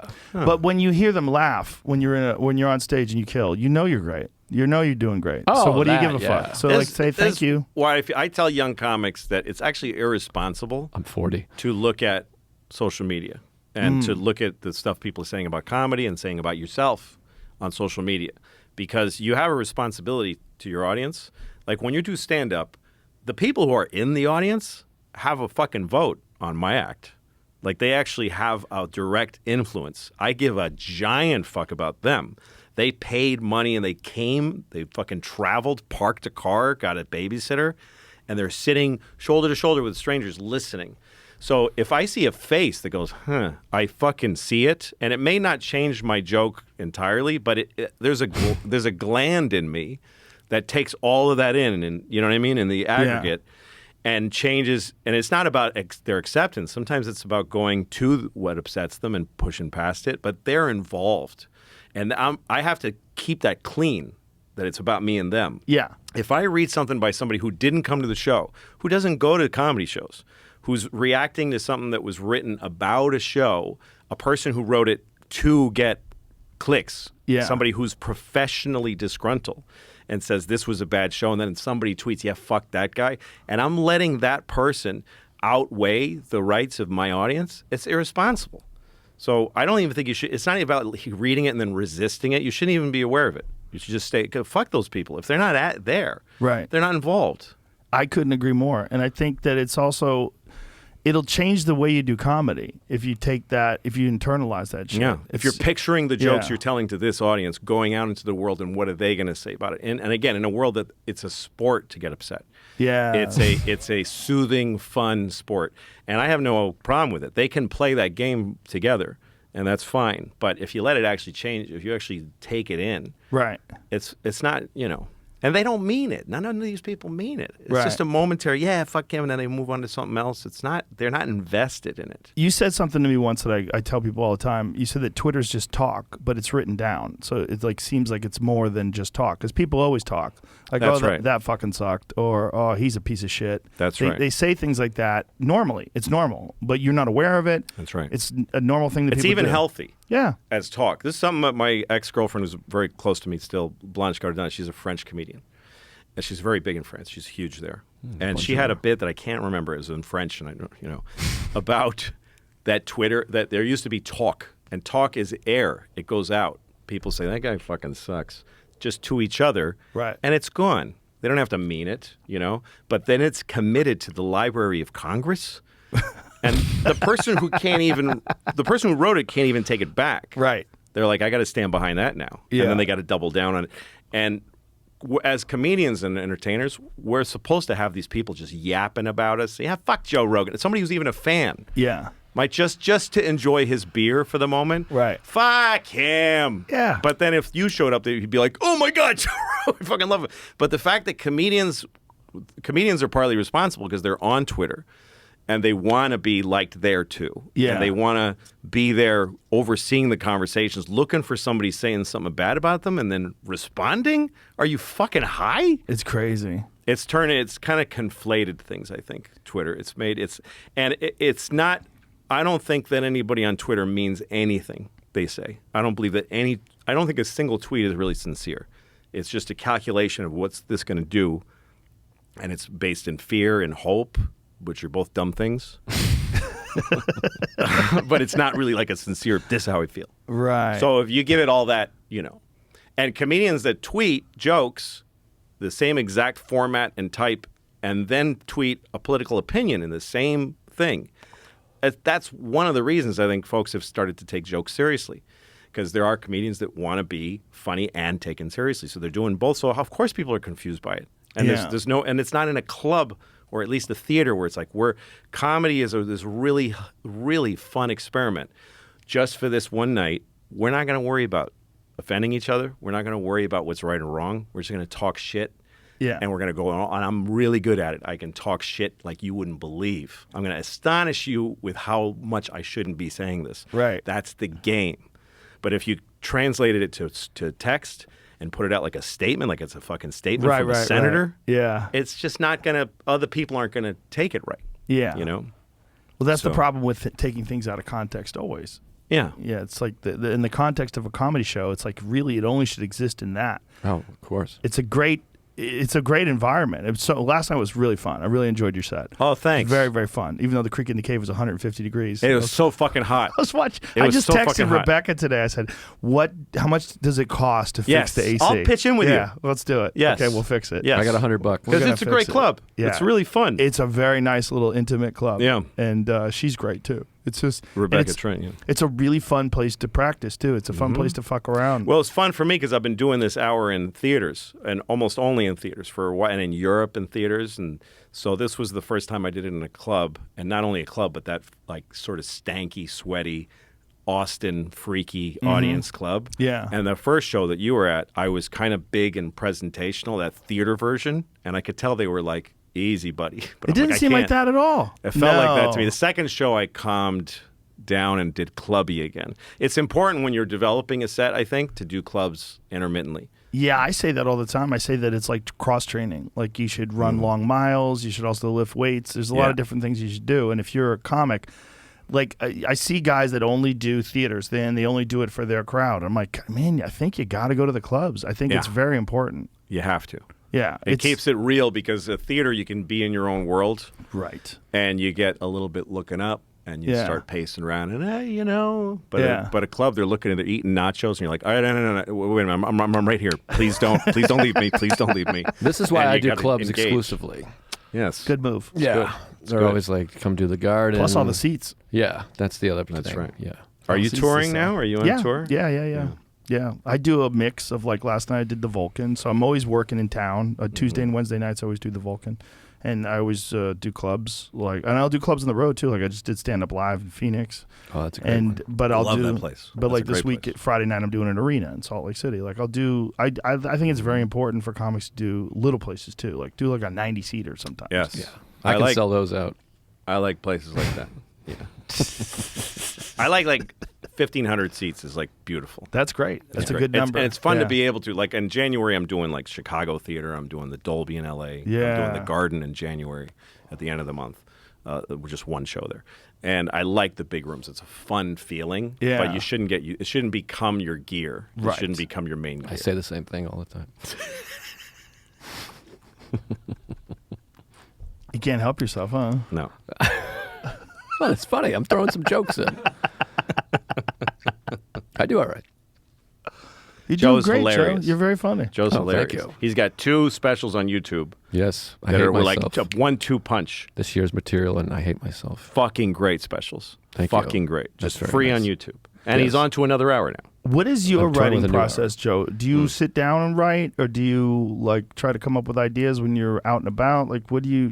A little bit. I used to sit down and write a lot more, but now it's like, you guys know, it's like I'm 22 years in now. So once you're 20 years in, it feels like you kind of just go, that's a funny thing that happened. I'm going to talk about that tonight. And you can kind of, and now I am selling enough tickets that I have people there to see me, which makes it easier and funner. And you kind of work it out for them. And then you go to the cellar where they don't know you and you're like, okay, this is killing here also. So I'll write a little bit. I do a lot of listening to sets. I try it out on stage, listen to a set and go, that killed. And I think listening to sets is the most important thing for me anyways, because as comics, you always watch in the back of the room when you're watching a comic, you always go, oh, he should say this. He should say that. And when you listen to a set, you're doing that to yourself. Sure. You're like, there needs to be a joke here. Because sometimes bits, it feels like there's like a rhythm to it where you're like, there needs to be something there. I don't know what it is, but there's definitely a space there. And so it's a lot of listening to sets and just going up. But the longer you're in it and the more amount of success you have, I feel like the more you're like, I'm going to make this work. And then I'll go back to old bits and be like, I can make this work now. I couldn't then. Yeah, it's that confidence. Just knowing that you plus the bit is going to work out. If you just give it time. Plus time. That's the scariest thing is once you release a special and then you start from scratch. Yes. Oof. Yes. Not this last one, the one I just put out in December. I had pandemic gigs that were rescheduled for March and onward. And I put the special out in December, and I quit the tour in December. So I needed a new hour because the special was out, and I only had like 2 months to come up with a whole hour, which I've never tried doing before. But I watched that Beatles thing, the Beatles Get Back. Mm-hmm. Did you watch it? No. It's like 8 hours or something. Yeah. Who produced that? It's on Apple TV. I don't know who. Oh, it's Peter Jackson, right? Yeah, Peter Jackson. Peter Jackson. So he took all the raw footage from the Let It Be recordings, and they look like you're there. It's amazing. And he showed how they developed Let It Be. So you watch them arrive in this studio that didn't really work, and you watch them, and John's a little fucked up, and he's with Yoko, and they're not really getting along. But they keep sitting down, strapping on the guitars, and playing. And they have a few ideas for songs, and in like 2 weeks, they're going to shoot Let It Be. And they just play, and then George quits, just leaves the Beatles, and so they play without him for a while, and then he comes back. But the thing is, they keep in the movie, they keep Xing out the days and just showing that they showed up for work every fucking day, took songs that were just ideas and turned them into some of the greatest fucking Beatles songs. Then they went on the roof and just played it, and it was fucking great. So that inspired me. I thought if I approach it that way, like I just must have an hour in 2 months, and I was going to the cellar every night, and I was working more on paper and more analyzing the sets and taking notes after a set, saying here's what worked and I gave myself these disciplines. Like once I had 20 really strong minutes, I said you can't touch it now. You can't do that material anymore because you're just going to get stat. You're just going to want to kill and go home. Right. So I'd take bits that were dying or bits that I didn't want to do, and I'd say that's tonight. You got bad bits and new ideas. Oh, it was horrible. And you go up to and you go, oh. That's why you got to stay off Twitter. That's people right. that come to that show. Yeah. And then you're like, oh. You have to be willing to bomb to really write. Yeah. And then those bits got stronger and stronger. That turned into a new 20 of all shit bits that turned into a strong 20. Put that aside. And then I had 2 20s, and I kept doing that until I had a loose hour. And then, and then I went on tour all over Europe. And some of those crowds, there's a glass ceiling to how much you're going to kill because they don't all understand English. Oh, wow. But it makes you better. And then I go home, go back to the cellar, put the hour aside and work again, new material, and then keep adding it back in. And And what's your writing process like? I mean, that's it. I know when I have a thought. I know when I have a thought. It's really funny. I know when I have a thought that it's a bit. Right. I'm like, that's a bit.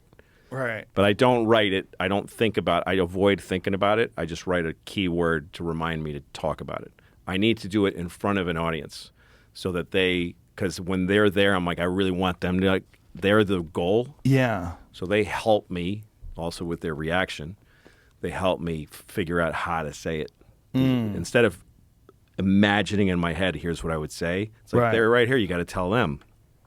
So I try it in front of them and get some version. And sometimes if it gets silence, there's some silence that bits get, or groans or upset feelings, where I go, that's a great bit. I know it is. It's dying, but I'll do it night after night because I know somewhere in that bad era that I created, there's a great, all the bits I've done that are like great bits in my feeling started as they don't want to even hear this.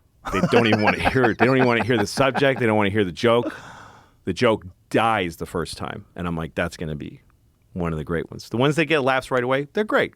Thank you. But they don't develop as much. I don't work as hard on them. You just depend. They're like a fastball. Got it. Well, you worked with Rock a lot, right? When he was doing that, where he would have comics come and give notes. Yeah, I never did that with him. You never did that with him? I worked on his show. I did sketches on his show, on the Chris Rock show. Oh, so you never sat... Never did the stand-up stuff. Oh, I thought you did. No. I mean, he's one of the greats. I always. Oh, for sure. We've talked about bits together. But I always liked how he does that, and he gets shit for that. And I'm For bringing comics in. Yeah, I'm like, that's a great idea. When I worked on his show, we did the monologue. So it was like that. So I got a sense of how he did that. And it wasn't us coming up with bits. It was him with guys in the room. And then he'd just it's a little bit of an audience, but guys he trusts. And he'd start talking, and we'd go, right. And we'd feed him little lines, but it's his bit. Mm-hmm. But he had other brains there to give him little tingles and little lines. Yeah. Give him another direction for it. It's funny when guys want to dismiss guys that are really big that do something like that. They do that. They like, yeah, this guy's writing for him. And I'm like, whatever the process is. Yeah, like, what are you saying? Like, it's a genius idea to do it, dude. Yes. To me, bouncing bit like me, Sam Morril, and Norman, we bounce bits all the time. But to me, it's like you're gonna bounce it off the audience. And like you said, they have input. Why not get input from professional comedians? Of course. They're better at comedy than the audience is. Yeah, That's right. Of course. No, when I wrote my series Louis, which is on my website for $30. LouisCK.com? Yes, LouisCK.com. That's where you buy the film, That's isn't also it? where you can buy 4th of July, a film that doesn't it him come and I with- made. Comes with some audio commentary and deleted scenes. That's right. Yeah, that's right. a good deal. $15, good deal. Well, when I was doing Louis, I wrote every episode of the series, but I had people, Vernon Chapman, Pamela Adlon, who I depended on, who would just like sit on the couch, be there while I'm writing, and I tell them the story, tell them stuff, and they'd help me in dialogue. Help me get it to the right place, or tell me when it's like that's not interesting, or whatever. They help you edit a little bit, you know. Don't you have I have this so bad. I have a hard time recognizing bits sometimes in life where I have stories that I tell for years, being like, the funniest thing happened. You got to hear this.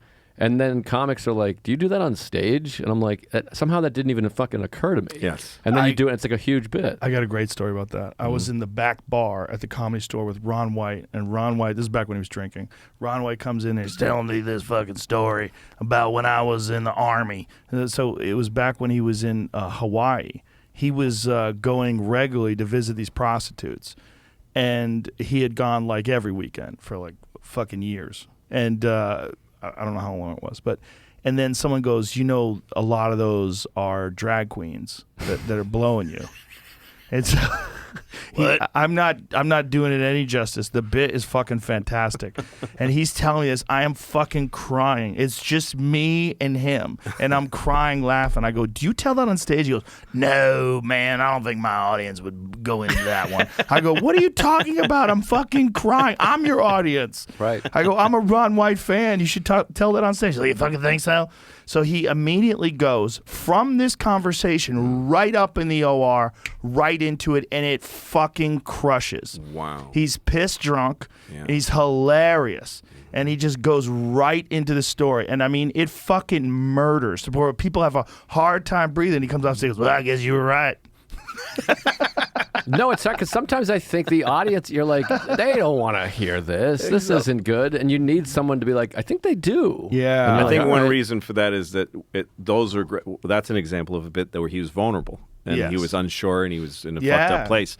Comedians are funniest when they're vulnerable and when they don't know when they're not sure about how they even feel about what they're talking about. That's the funniest a comedian gets. That's what I love about Joe. He's vulnerable the whole time he's on stage. But And here. Yeah, and here too. Here is a problem. On stage, it's great. Can I ask a question real quick? Sorry. No, go ahead. Go ahead. You got a big ask your story. Comedians want to be confident. They want to feel like rock stars. They want to be smooth up there. They want to be like, that's going to kill because I'm good. And so that's the stuff you go to because you're also arming yourself. It's a scary thing.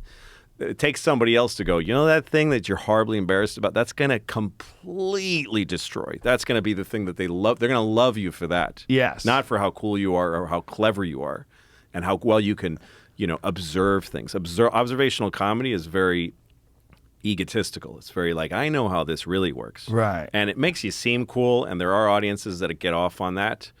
But if you go like, I don't fucking get this one bit, and I'm scared of it, and this was a horrible thing that happened to me, they're gonna love you. It's sharing. It's the thing that Phil Hoffman says in the movie.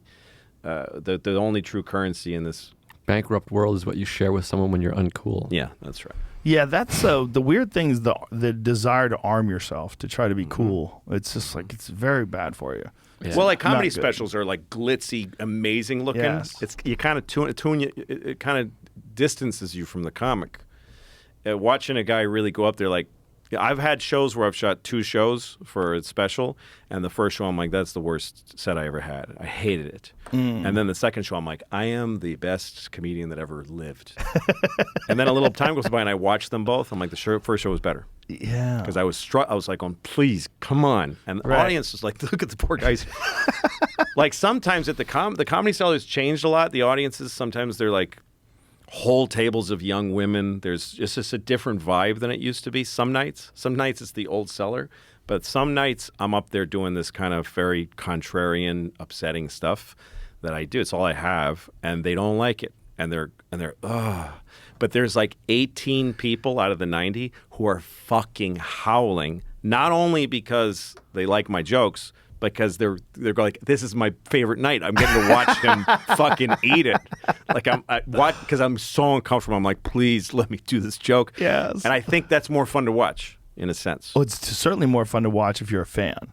Yes. Yeah. Yeah. Especially if you've seen great sets where someone's killing. And Yeah. you get I remember I saw Hicks once at Nick's Comedy Stop, and he went on right after this guy, Larry Norton, comic on a Harley. I remember Larry Norton. Yeah. He worked in Boston. Yes. My name is Larry Norton. I'm a comic on a Harley. Yes. I'm just like the all he is. I got a wife and a girlfriend, whatever. Yeah, exactly. Yeah. So he had like these very straightforward jokes, very funny guy, like it does great with the audience. Yeah.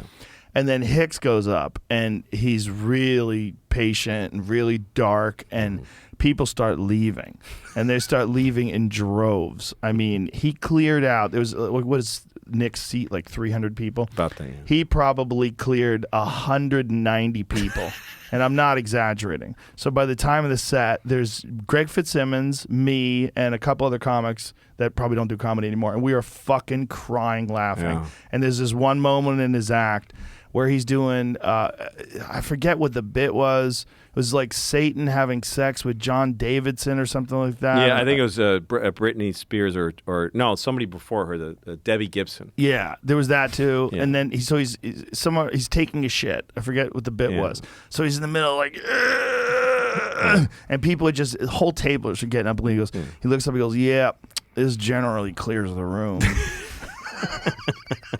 But if you're a comic watching that or a Bill Hicks fan, Yeah. it's much more fun than watching him kill. I was just so astonished at how calm he was while he was bombing. Like it didn't seem bombed a lot. Yeah. He bombed was a used lot. to it.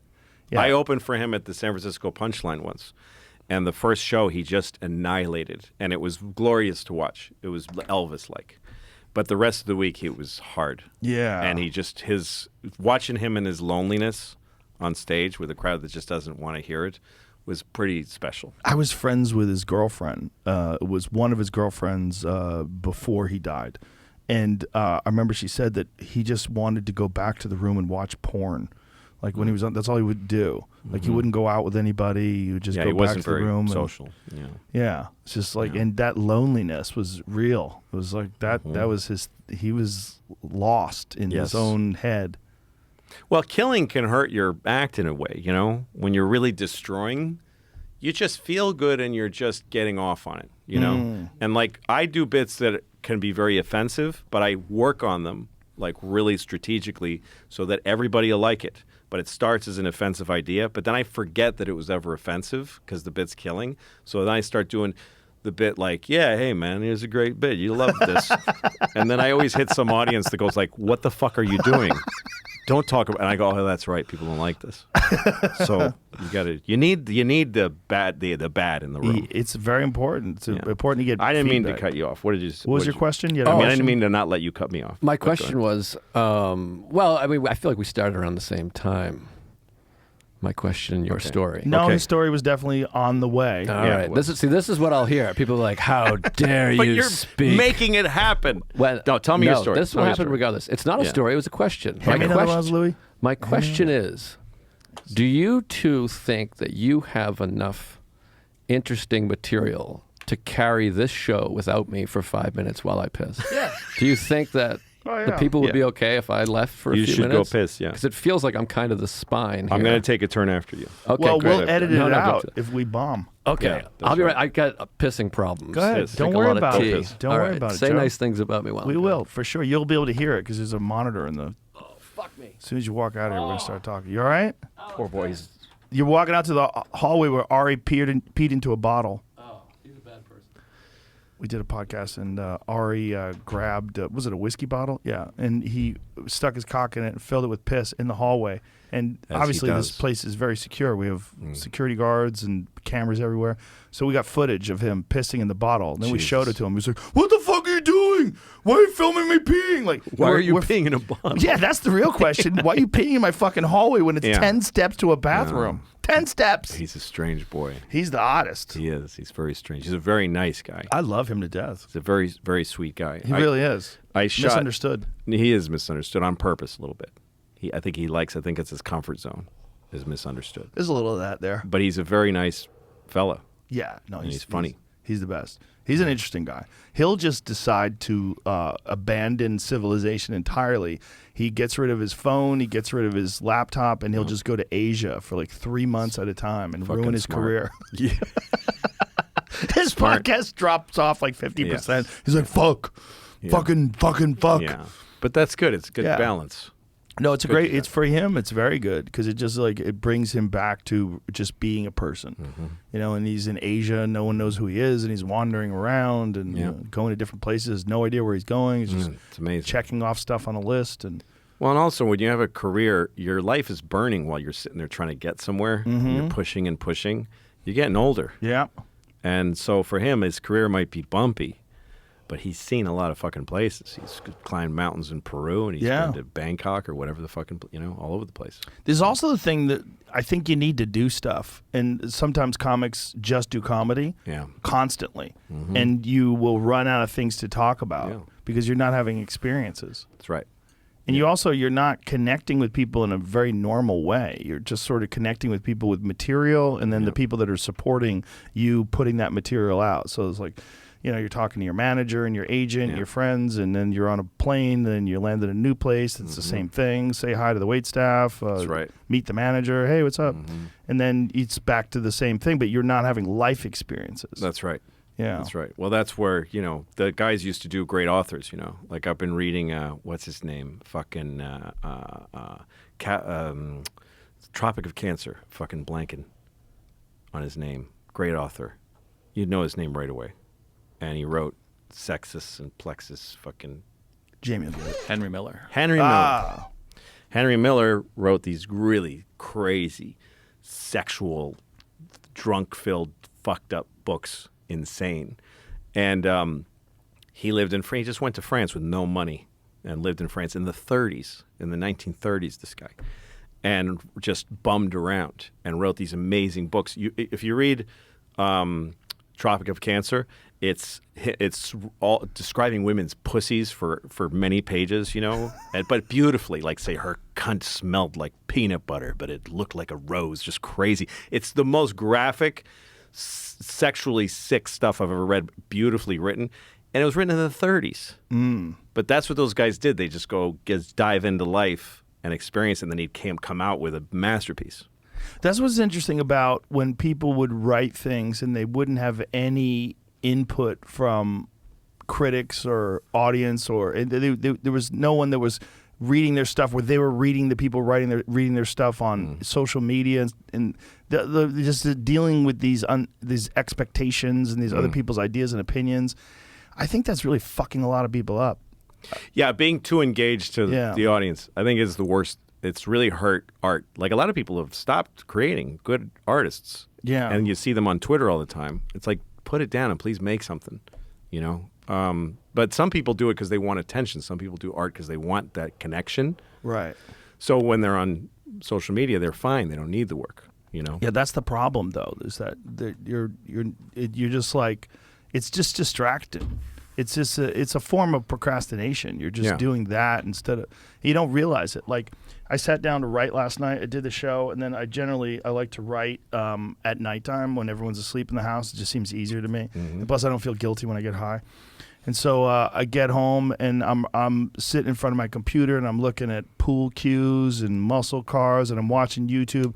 And then I just talk to myself. I go, hey, stupid, Like, what are you doing? You're here for work. Go That's to work. right. And then once I started working, I wrote something that was actually pretty funny, and I'm like, this Such a wouldn't good have come. feeling. This wouldn't have come. I have to right. sit there, and I just felt like, yes, Yep. this is what you're supposed to do. But it's that thing that Stephen Pressfield talks about, that resistance that you have to overcome. There's this weird thing where you just like know there's a thing you're supposed to do, but you just get distracted. You just want to, I'd rather you have a laptop that's not even connected to the internet. Yeah, I have the one I write with. I can't. I also my phone doesn't have. My phone has text and email and phone and a map, but I don't have any. I can't see the news on my phone.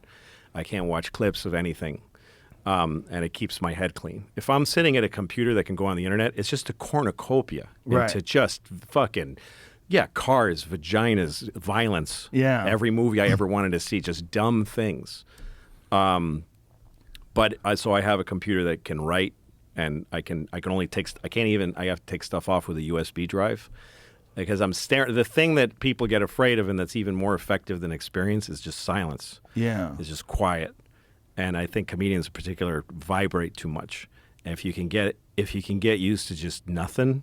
And just going, that awful feeling that makes you grab for a distraction, that awful feeling is so valuable. If you can just sit in it Yeah. and tap it, and you go, fuck. Because you'll have a real profound thought. I hate being in my body. I hate silence.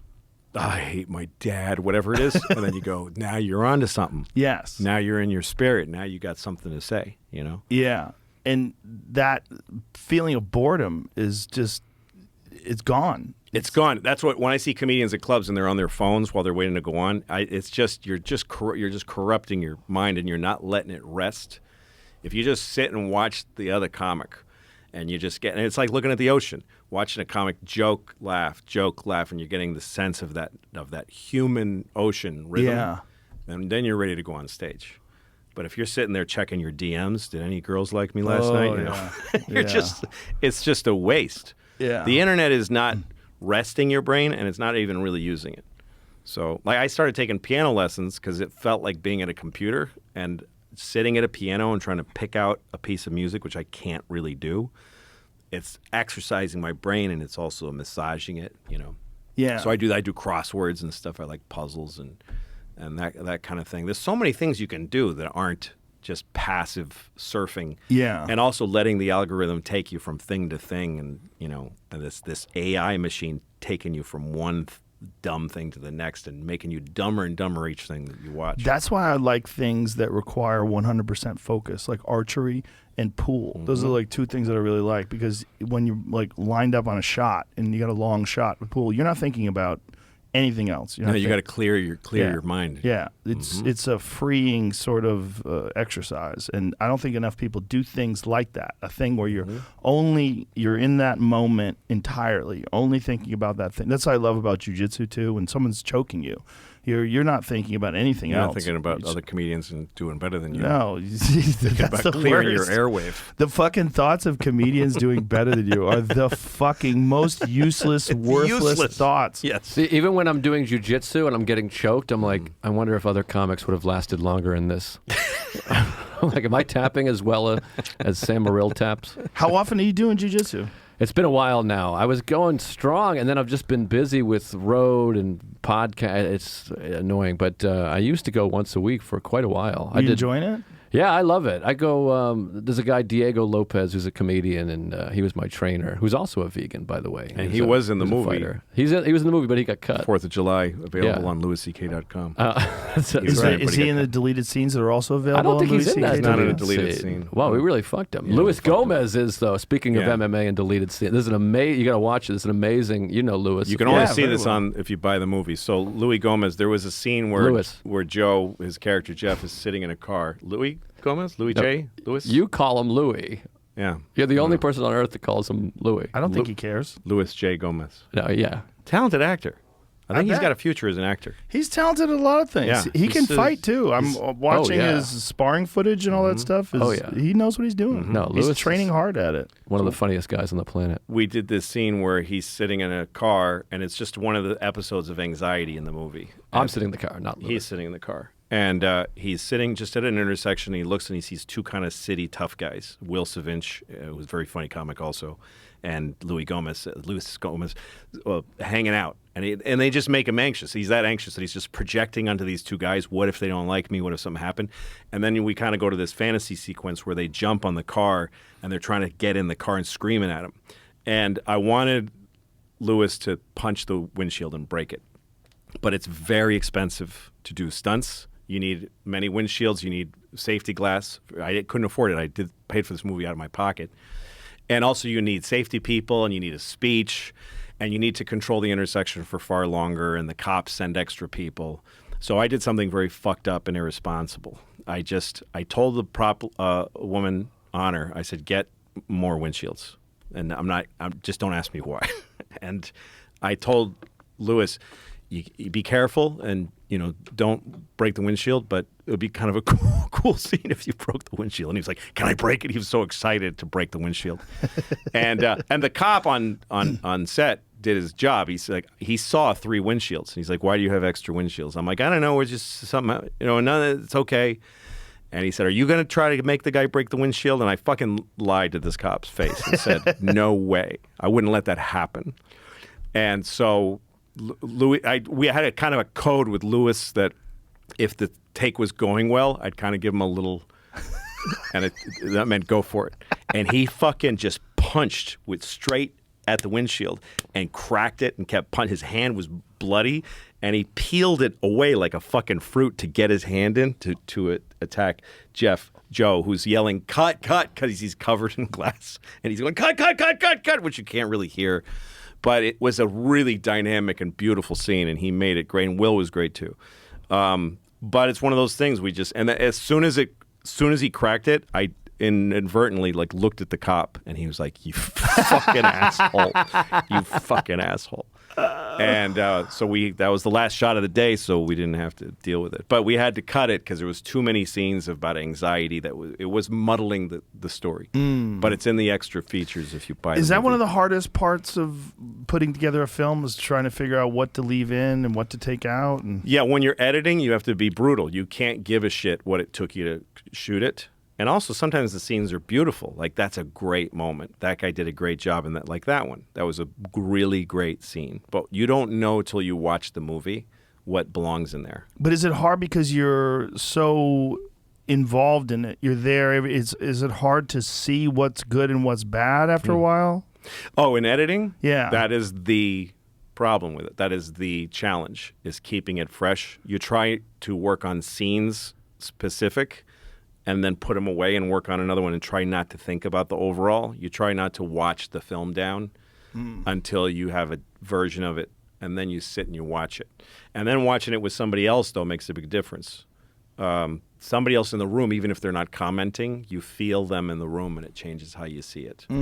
Some people show it to audiences for tests. I don't do that, and I didn't have to because it's my money. So, But that's always weird, right? Like you're relying on the audience and their reaction, and as you were saying, the audience in Boston is so different They're than all the different. audience in New York. Yeah, that's right. That's why I think that test screenings are not they're inaccurate.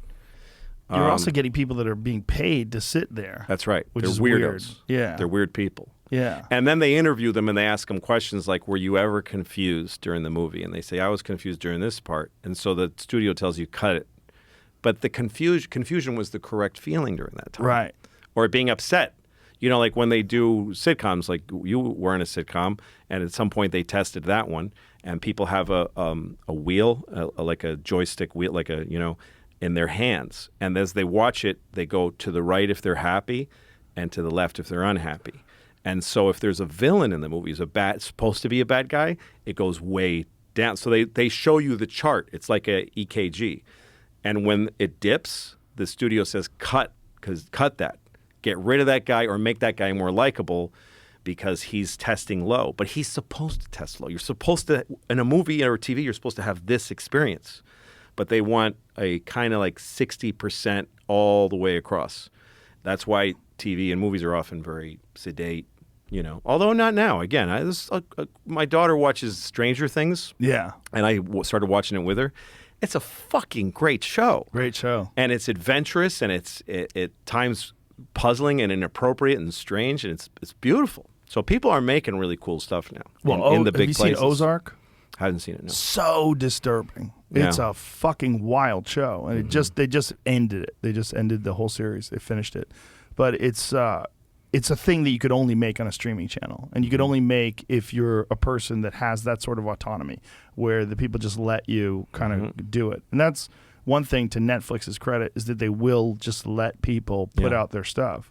Like I was watching Cobra Kai. Have you seen this? Yeah. It's fucking great. It's very good. It's fucking great.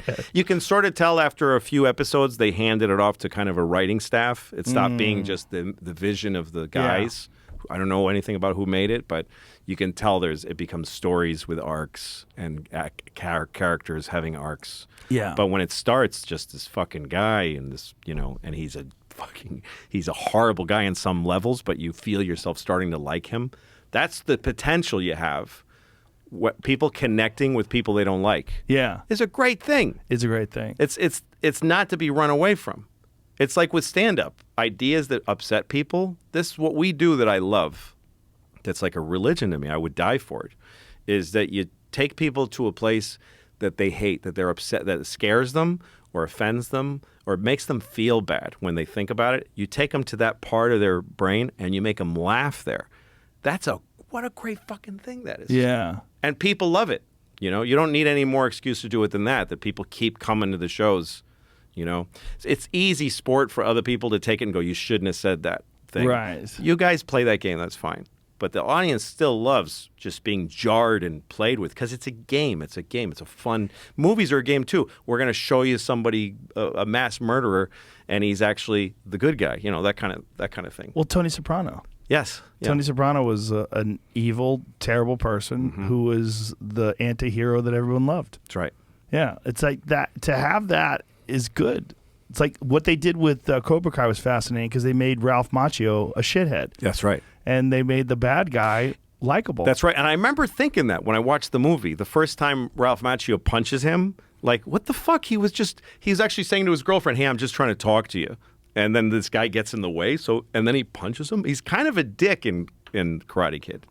And he wins, and I loved it when I was a kid. But he is kind of an asshole. Yeah. It's I think it's more rewarding now for audiences when you do something fucked up because they know there's consequences. They know that it's Ari said something that I always repeat is that comedy's dangerous again. Mm-hmm. That's what he likes. I think that's good, yeah. Yeah. Yeah. Like the fact that you could get air quotes canceled. Like what does that mean? Like people are going to get upset at you? Like well, this just means more input, but Yes. you don't have to listen to it. No, that's the thing. I think people are being called canceled who really just got criticized. That does happen. Yeah. There is that. Canceled is a brand that's been diluted. Yeah. I mean, there are people that get canceled. Sure. But there's a thing that happens also to comics where they're doing. Who do you mean? No, I've heard. I've heard of a few people. I've heard a few people.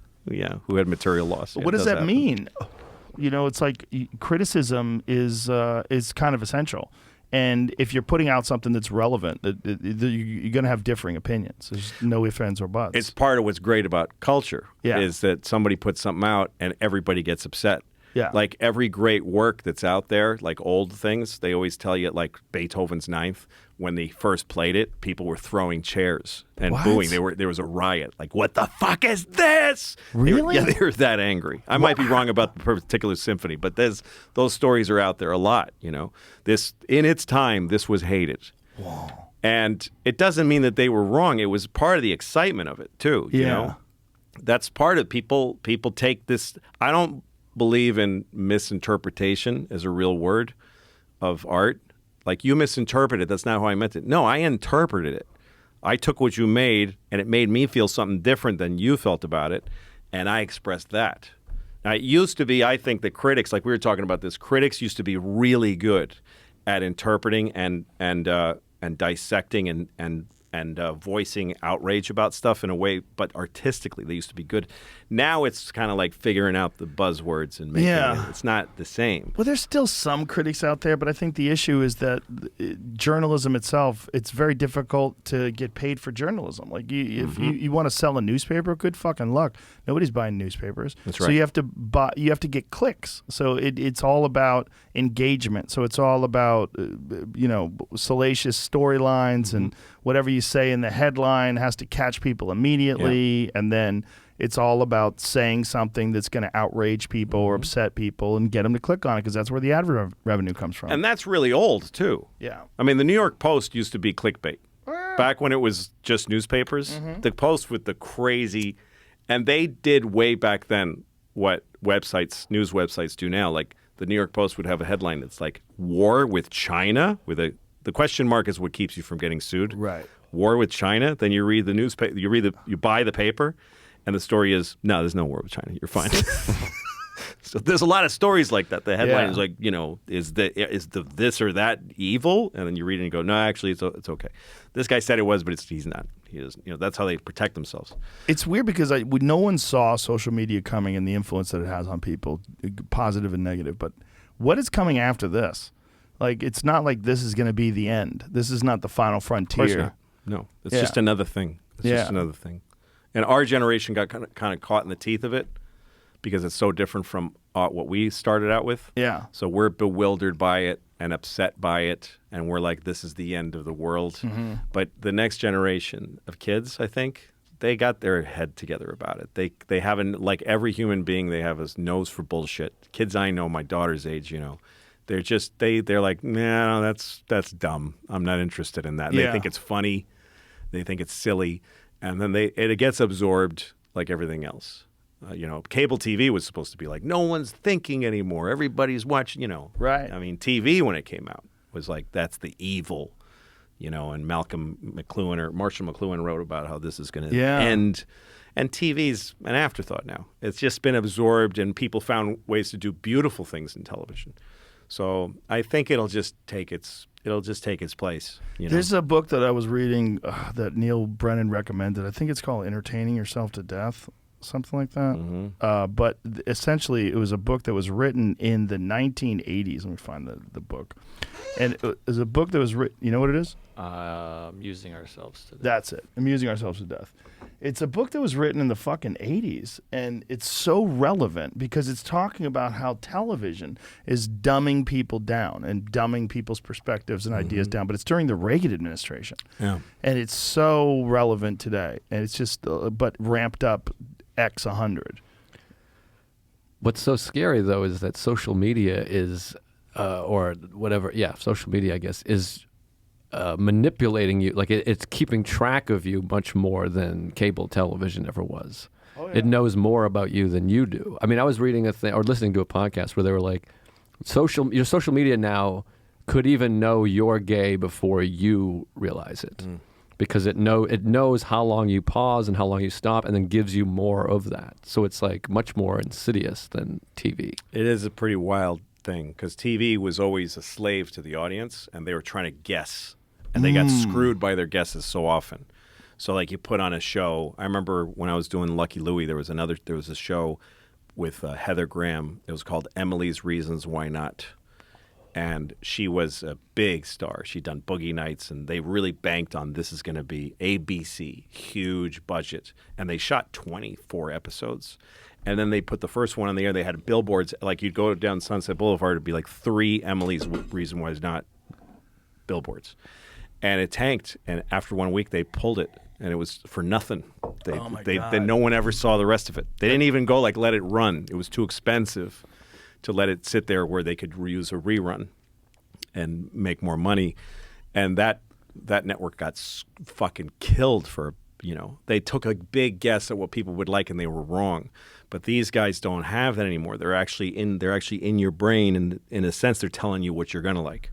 And they're limiting. They've limited with all the big platforms the ability to roam and look around as much, and everything feels the same. So it's safe for them now. It's safe.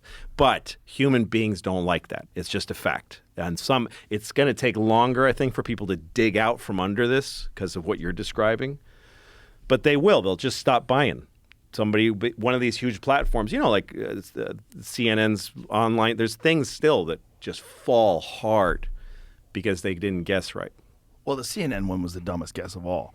They Yeah. wanted people to pay for something that they're not really watching for free. Right. They weren't watching it before for free. Ridiculous idea. No. But there's people that are really highly paid and educated at figuring this stuff out, and they get it wrong. And the audience is an insipid thing. That's the real people just will not, in the end, do what you want them to do. They'll find a way to start looking elsewhere, like on louisck.com and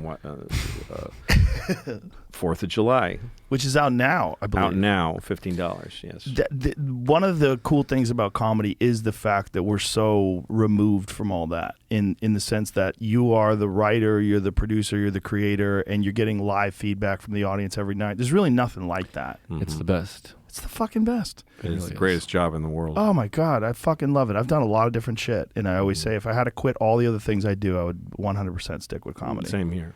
It's just the most fun. It also gives you more. Even the movie, as amazing as it was, you're collaborating and it's beautiful, and it was like the happiest time of my life. We had such a great time. We were in Lake George, and then every night Louis and Tony V and DePaulo and I would sit around telling comedy stories and smoke cigars by the lake, and it was awesome. And watching the movie with a big group of people was amazing and so satisfying, but it's still not the same drug as doing a set and fucking killing. You leave, there's that buzz or high. I don't know. I always feel like you're going to sound pretentious talking about how much you love comedy, you're right. but it is the best. I remember when I was on a sitcom, one of the producers said to me, why are you still doing stand-up? You're an actor now. And I remember going, oh, no. I remember thinking, what a fucking terrible piece of advice. And like, oh my God. And it made me want to go up. I'm like, I gotta get a spot tonight. Yes. What the fuck am I doing? Like, I just got terrified that I was going to become one of these normies. Yes. One of these people just run. Actor. Oh. Well, I like Bill Cosby used to. I know he's a serial rapist and yada yada, but all that. I didn't know he was yada yada. All that negative. Oh, he's big time yada yada. But he would come out, even he was whatever he was, 80 years old, and come out onto Letterman and do a stand-up set before coming over and talking about whatever. Yeah. And Letterman was like, "Oh, you like to do the stand-up?" He goes, "Well, I gotta let everyone know, remind them that I am still a stand-up comedian." And that was after 60 years of entertaining. Of course, he was a rapist too, but still, he was a stand-up comedian. One of the best. One of the best. It's ever. weird that he didn't even practice his stuff in front of an audience. He would just create like a monologue. And I don't know. I would have loved before all this happened to have sat down with him and have a conversation with him. Yeah. Now, obviously, that's a problem. No, he was one of the greatest that ever did it. Yeah, no doubt. I don't know what happens. It's interesting to me as I get older. Like when I'm 54 now, you're about the same age. Yeah, I just turned 55. Well, we're at the outliers now. We're the older comics. There's not a lot of people our age that are still like really doing it. You know, Yeah. I mean, there's all over the country doing clubs, but really doing it Really in terms doing of pushing it and saying shit that's tricky. yes, Yeah. and still doing it the old-fashioned way in a sense. Like a lot of comics, when they get older, first of all, they go to movies if they get popular, and then that's it. Yeah. Or they might throw together a set and do a special, but you can tell it's not what it was. And some guys do that they come up with it first, and then they just do the theaters. And it's just they're not challenged, you know? But it's still, like for me, I still go, when I'm ready to do another set, I go to the fucking cellar. And I'm sitting around comedians that are half my age or less. And I'm waiting to go up, and I'm older, and I got fucking my hands, I have arthritis, and I'm like, fuck, I don't want to do this. But that's still the road to a set the way I understand it, how to do it, is these fucking 10-minute sets with weak material, and then building, and then clubs and Governors in Long Island, and you know the Nyack Levity and all these places, and then the Nashville Zanies. There's a road that gets me to a theater, and it's long. And if I stop doing that, I shouldn't be doing comedy anymore. So, Well, it's impossible. It's like making cement without the proper mixture. It's just not. That's right. You have to do it that is. way. I also still love that. I mean, when I was doing arenas everywhere and all that, that was a trip, and it was fun. And jet planes from one arena to the next, and like, hey, this is where the Timberwolves play, and then the next, you know, Joe did these with me. It was mind blowing and super fun, and an experience for me. I think the audience gets screwed because you're this big in a sense, but It But was I think fun. it's an epic a moment for them too. They do. They're excited that they're there at the Yeah. Garden to see you, and that they know they're invested in the fact that you've become a big star, and there is that. But they won't keep coming to see you at the Garden. Like I think it's a peak- one time a Right. year thing. That's it. Next Yeah. time you come to town, you better be at the Beacon or at the Right. town hall. Right. But what I discovered coming back was that when I was just doing clubs again, because that's what was available to me, I was happy as fuck. Like, I was worried maybe I won't like it. Right. And I loved it. And I don't care where the fuck I am. I mean, during the pandemic, we were doing shows in, what's the town in Pennsylvania? Royersford, Pennsylvania. Soul Joel's Comedy Club, which I never heard of, but these guys had the fucking tenacity and fortitude to build a tent next to a railroad. I mean, there's freight trains that come screaming by during the show, and it was the pandemic, and everyone has blankets, and there's sleet, and you're freezing, and we didn't give a fuck. We had to drive sometimes in traffic like 2 hours in the snow to get there. It's like 3 hours. We yeah. would do anything to get on stage, and we were so happy during those shows. And at the Cellar, there'd be like 5 people because they couldn't put more than like 5 people, and you're in plexiglass, and everybody had their own microphone. And other young comedians that we were with were like, "This sucks. I can see myself in the plexiglass." And I was like, "Fuck you. This is glorious. We're doing stand up." It's kind of wild too. It's you're doing something where you thought it was going to go away forever. Yeah. That was the weird feeling during the pandemic. The first show that I saw during the pandemic, Burr came to town and he did this outdoor amphitheater. And I hadn't sat down and watched a comedy show in a while. And it was freezing cold out. And again, people had blankets and Bill was on stage with a coat with a fucking knit cap on and shit. But it was amazing. And Chappelle's shows, did you do any of his shows? I did all of them in Austin. We did them all together at Stubbs Amphitheater. That's right. Well, Yeah. he invited me out to Yellow Springs. Yellow Springs. And besides being in his world, which is wild, Chappelle land, being able to do shows there in this cornfield, and other comedians are just, last time I saw Bob Saget, I got to see him one more time. And we were all together again, and, it was really something. It was great. Yeah, there was something special. The shows that we did in Stubbs, like Dave called me up and he said, "Hey, fuck this, let's do comedy." And it's like, let's just test everybody. It'll cost a lot of money and take a lot of time, but it'll be a lot of fun. And we did it, and they were some of the most magical moments ever because while we were there, we're like, "Oh, I can't believe we're doing this. This is really happening." Yes, I really didn't think it would happen, at least for a very long time. And there I am with Dave and Michelle Wolf, and we're talking jokes. Yeah. And Dave would just host the shows and just be really like a comedy club host, like talking to the crowd and just fucking around and doing silly bits. I loved watching him. And then we'd all go to his crazy barn and just everybody would dance, and it was fucking nuts. It was crazy. No, he's doing it right. Yeah. He's an unusual person in the greatest sense ever. There's one moment of Chappelle that tells me like who he is deep inside. He's a public guy and he's had a varied and complex life, but this is who he is to me. I was after one of the shows in Yellow Spring. He has like this, a big like his own little nightclub with a DJ station and a bar, and everybody went there afterwards. And they're playing really loud music. It's mostly black people, and me and Noam, who owns the Comedy Cellar, we're sort of standing. We're the two wallflowers, kind of just watching, And these guys, they're in a mob, just dancing to all kinds of music. Nirvana at one point, old hip hop, new, weird Alanis Morissette, just anything. Yeah. And they're dancing, and I look at Chappelle, and he's got his kind of half-lidded, he's smoking and red eyes, and he's watching. And at one point, he just went into the middle of the crowd of people, and he just started pushing them like this. And he made a circle. He just gently shoved people, and he made them clear a circle. And then there's a lot of kids around, and there was this little black girl with very skinny girl, and he just took her by the hand and put her in the middle of the circle, and then he backed off, and then she started dancing and everyone went wild and just watched her do this. He saw this. I watched him decide this. I'm going to make this space. I'm going to put this little black girl in it. And then he just backed off and he just sort of was pleased at what he created. It was an unbelievable moment. He's the guy who taught me to listen to music before you go on stage. He has a playlist that he plays, and he would always bring these big JBL boom boxes with him everywhere. And I started bringing one on the road with me too because it sets a tone for like the green room. But when we were doing these shows at Stubbs, he was listening to this one Nina Simone track, and he would listen to it over and over. What was it? Do you and know over. what the song was? I wish I could fucking remember, but we were blasted. Yeah. We were out of our minds.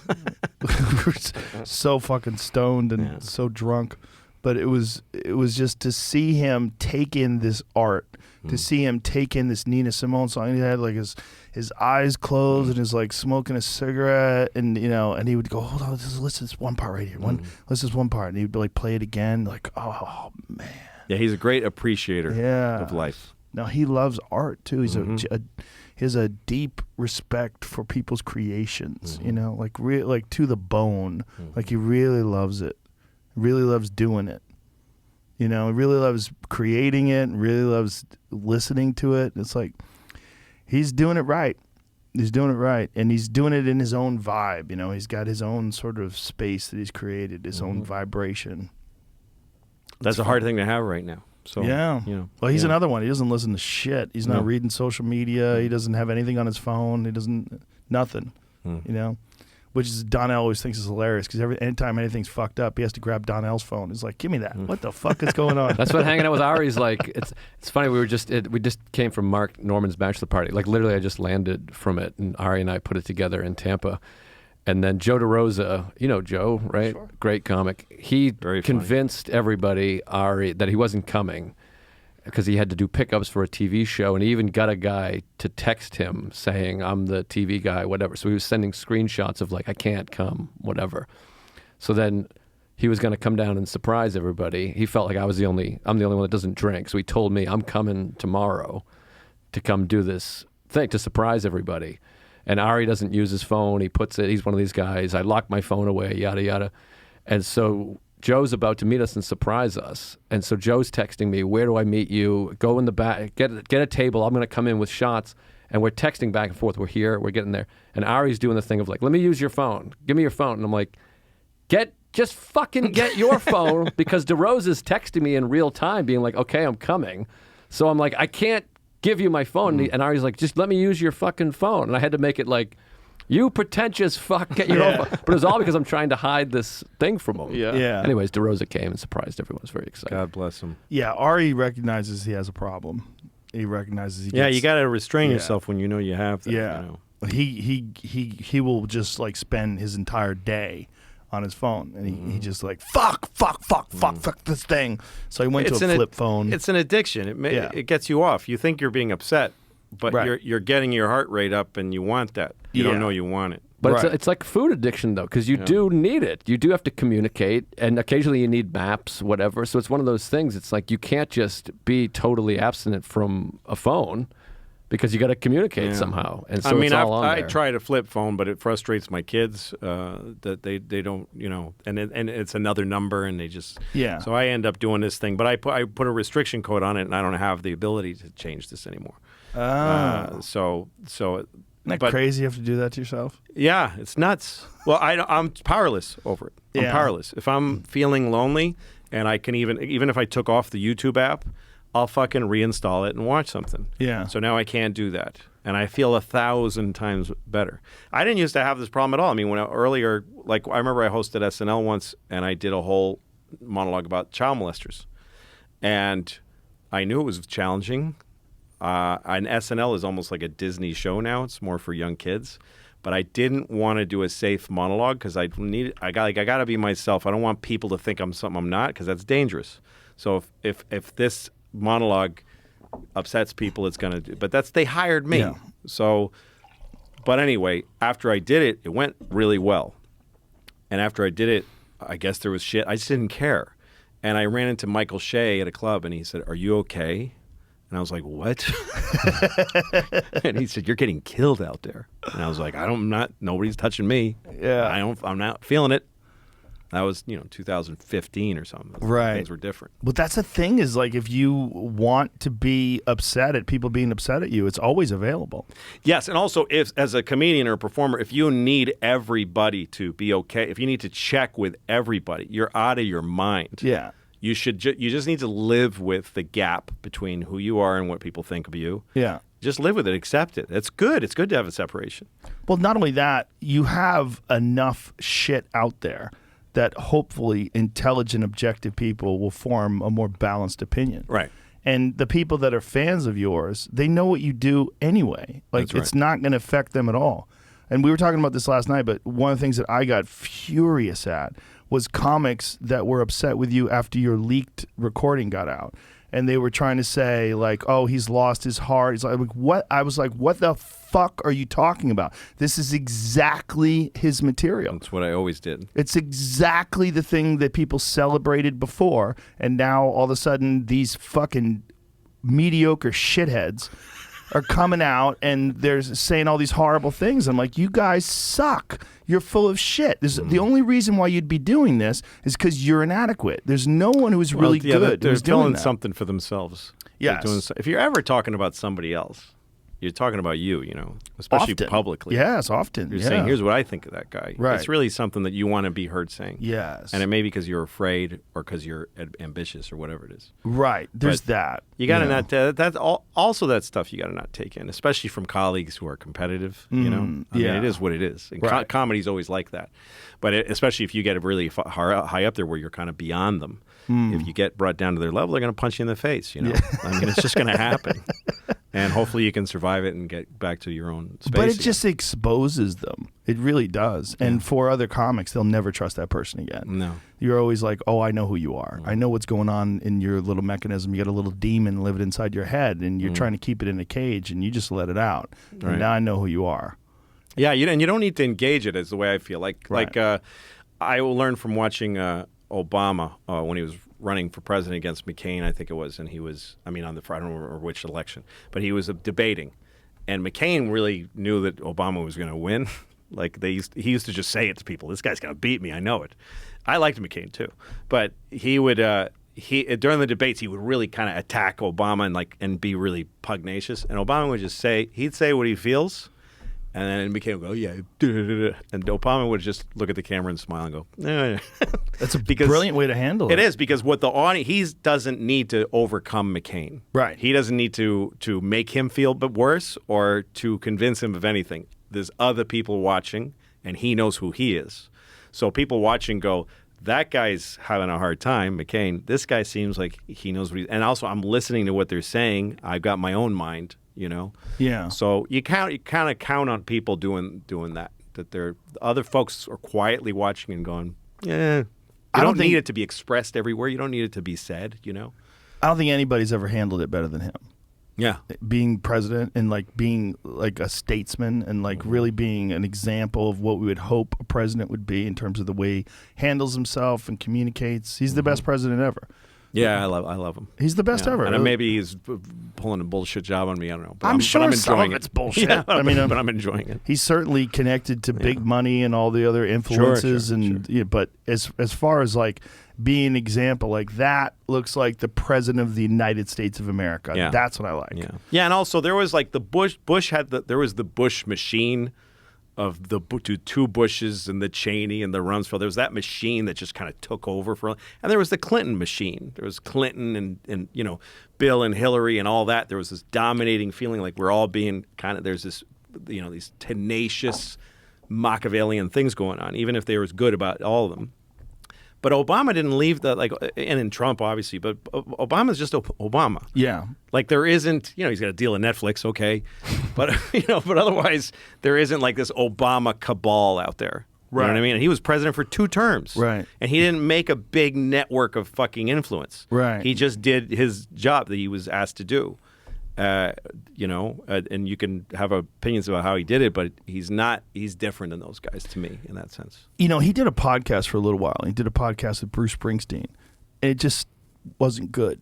It just wasn't good. Reminds me of Caddyshack. But it's you're just you're not good. Well, it's not that he couldn't be good. It's just that he's bigger than everything. He's the greatest president ever. When he goes and does a podcast, he can't just have a whiskey and talk shit.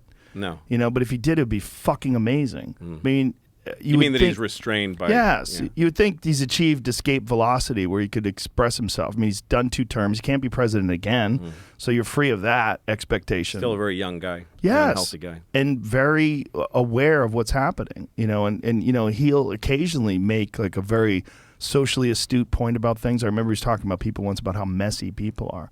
And that just things people say things they don't necessarily mean. They talk about things. People are very messy. Yeah. And the way he said that, I'm like, I've never heard a person like him say that.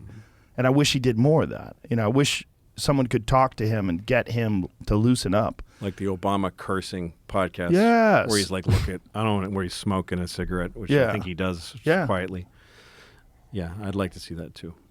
I think he's capable of it. I think he could have the best podcast ever. I just don't know what restrains. I mean, it's I guess the expectations, the what he represents to people that love him. It's like it's too much. It's hard for those people to just be themselves, and it's also you deal with all those years of being a politician and all those years of having speechwriters, and every word is sort of calculated, and the tone is set in a very specific way, and you can't just be a person with an opinion on things and just talk about stuff. Because I'm sure he's got a very, highly educated, astute opinion on things. We just don't really hear it the way. Yeah, I'd like to see him be messy. Yes, because it is fun to watch people like Christopher Hitchens. Yes, when he would talk, he's every other thing. I'd be like, "Yeah, come on," like, dude. But in the whole, everything that he says, I'm like, you get in this spirit. You get to somebody's spirit when they just let out. And Hitchens is a perfect example of that because he was a great guy, drunk too. all the time. Yeah. He was constantly drinking, and he would go and eviscerate these fucking people in debates with a whiskey in his hand and just talk shit while he was, like eloquently dissecting everything they believe. Those were the days. Oh my God, he was fucking amazing. Yep. That guy, what a force he would be today. What a needed voice if that guy was around today. People say stuff like that all the time, like, what would Joan Rivers be like now? And how would we do all this with Don Rickles around? How, all that stuff. But it's the fact is that's why they're gone is why it's like this.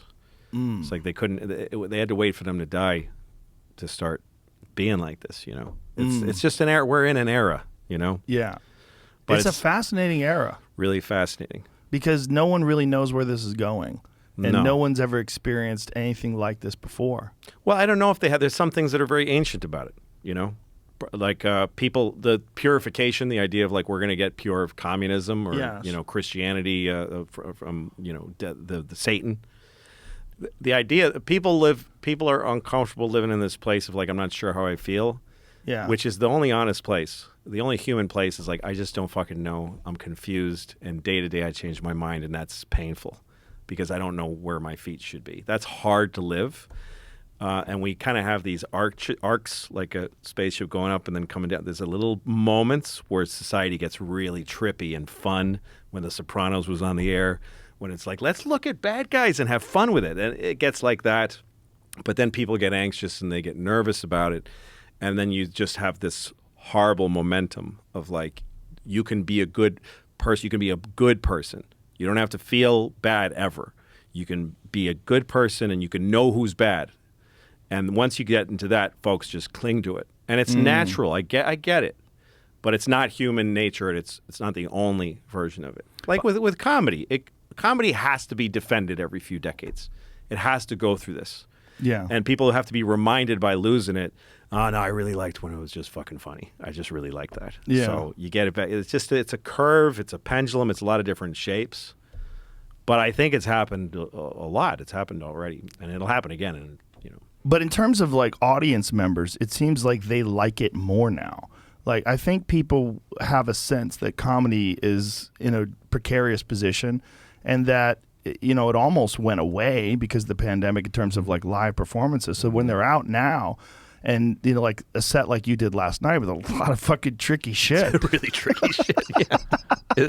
It was so fun for me to watch you navigate it and also to know that some of these bits are fairly new and you can see how you're fucking around with them. Yeah. And it's but the people had this like genuine smile. Like I looked around during your set once. I don't want to talk about what the subject matter was, but it was one of the bits that was really like out there. And these people had this smile on their face where there was like, yes, like I love this. Yeah. It's a experience that's unlike anything else. And it's just so important. It's so important for people as a release. It's a drug. It balances out all the outrage and all the chaos in the world, even if it's just for 90 minutes. Yeah, it's grounding. And again, you go to where you're scared, and then you come back from it, and you go, "I was okay. I'm okay." Yeah. And I think people like that. And also just the basic belly laugh, just to moving your body that way. I think this is like a glorious time for comedy, and I think all the stuff that we all hate and we sit around at campfires and bars and talk about, did you see so-and-so said this about so-and-so? It's all great for comedy. It makes people, all the PC shit or whatever, it makes people hungry for this, and it makes it feel more punk rock, like we're going into the basement to hear some wild shit. Yes. And there's a bunch of guys selling out theaters all over the country, all over the world that are killer. I think this is like one of the best times, and we're in it, so it feels like this weird time. But I think people will look back at this time and be like, "That was a really great time for stand-up." It's definitely great in terms of the amount of quality comedy out there. Yeah, there's a lot of great comics out there, and a lot of the guys coming up. It's the Shane Gillis's, Yeah, the Shane's Normans, so and good. he's So good. fucking fantastic. So good. But these guys that are coming up are playing off that, and they know that what they're doing is wild shit, and the audience knows it, and they're so excited. It's so fun to see. Yep. You know, like I took Shane with me to Irvine, and I got, you know, sometimes when someone's at a club, you don't get to see their whole set. The way the Vulcan's set up, it's like it's difficult to watch the show without actually going to the audience and having people see you. But in Irvine, I took him to the Improv, and I got to like sit backstage and watch his set, and I was fucking crying. And I was so happy. I was so happy. I was like, God, it's so great to see someone just fucking going. So when I went on stage after him, I was like, I had wiping tears out of my eyes, laughing when I hugged him, because I was so happy and laughing so hard that I went on stage like, you know, I had been in the audience, and it was just so freeing. It was like, God damn, this is fun. It's the best thing. Last night, the second show, I was a little slower and quieter, and I was just enjoying these individual laughs. That's the great thing about a club. Like, I did some bit that was just so gross and so fucked up and wrong. And there was this one woman sitting in the front row who was really well dressed and well put together, and she had been sitting kind of, and she just fucking, at this one bit, she just went, ah, like a shriek, and she was just trembling. And I stopped and I just looked at her, and we made eye contact. And I just stood there and I watched her laugh, like fuck everybody else. And I watched her whole laugh dwindle down. And I was like, all right. And then I went on. The best fucking feeling. And I love comedy besides myself. So that's why I get so much joy out of watching somebody like Shane. And Joe, who when I met him was very rhythmic. He had good jokes, but he'd set it up and then he did it.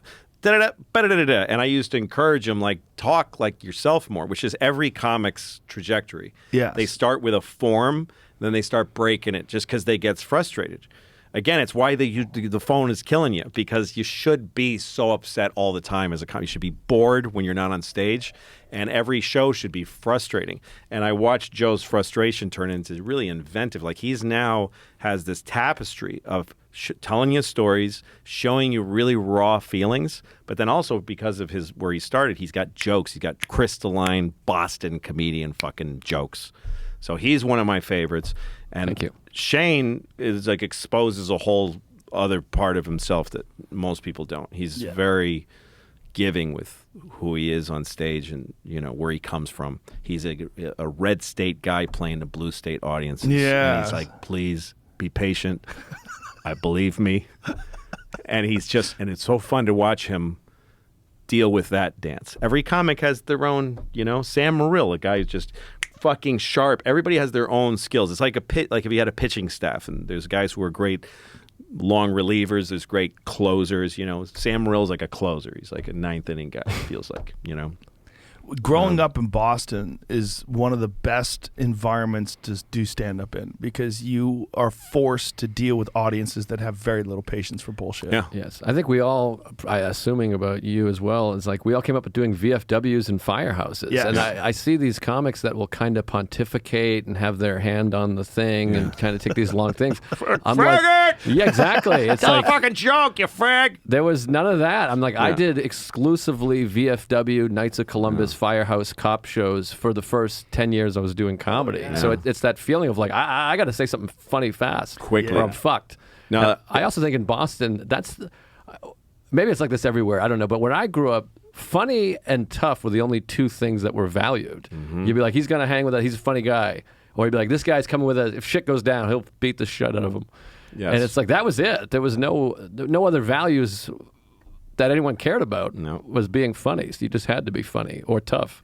There was scary one-nighters we used to do in Boston. There was a place called Frank's in Franklin. It was a Mexican restaurant, but he called it Frank's. It was this Italian guy going, No one would go in there Frank's. otherwise. And it was just horrible. It was the worst gig. And Frank, the owner, would get really drunk. And there was one night where some people were heckling, and Frank went to his office and got a gun and went to the table that was heckling in front of everybody and said, "Shut the fuck up." And everybody in the place got up and left. People ran for the door. And he was like, "What? No, do the show. It's okay." And that kind of shit was just normal, you know. So, yeah, you had to fucking keep delivering.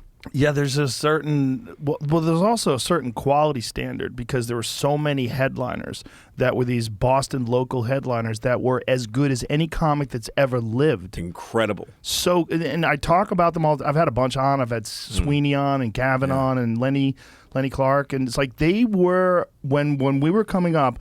I would put those guys up against any fucking comic that ever lived. They were so good, and they were so crisp, and they had an hour that they had been doing for a decade. That fucking thing was like a razor blade. Yes. And now 4 decades. That's right. Yeah, Still doing the same unfortunately. act, yes. Unfortunately. No, some of them. I Some don't know. of But them, no, yeah. when I started in 1985, and I was just, I loved stand-up You comedy. were really young. I was 18, yeah. Jesus Christ. I was in high school, and I was washing the floor of the kitchen because I had a date, and my mom said, if you wash the kitchen floor, I'll give you $10. So it was $10 to take a girl out. And I was watching the kitchen floor, and I had WBCN on, the radio station. Yeah. And they had a thing called 5 o'clock funnies, and they'd play comedians. And usually they were famous comedians, but once in a while they'd play local guys.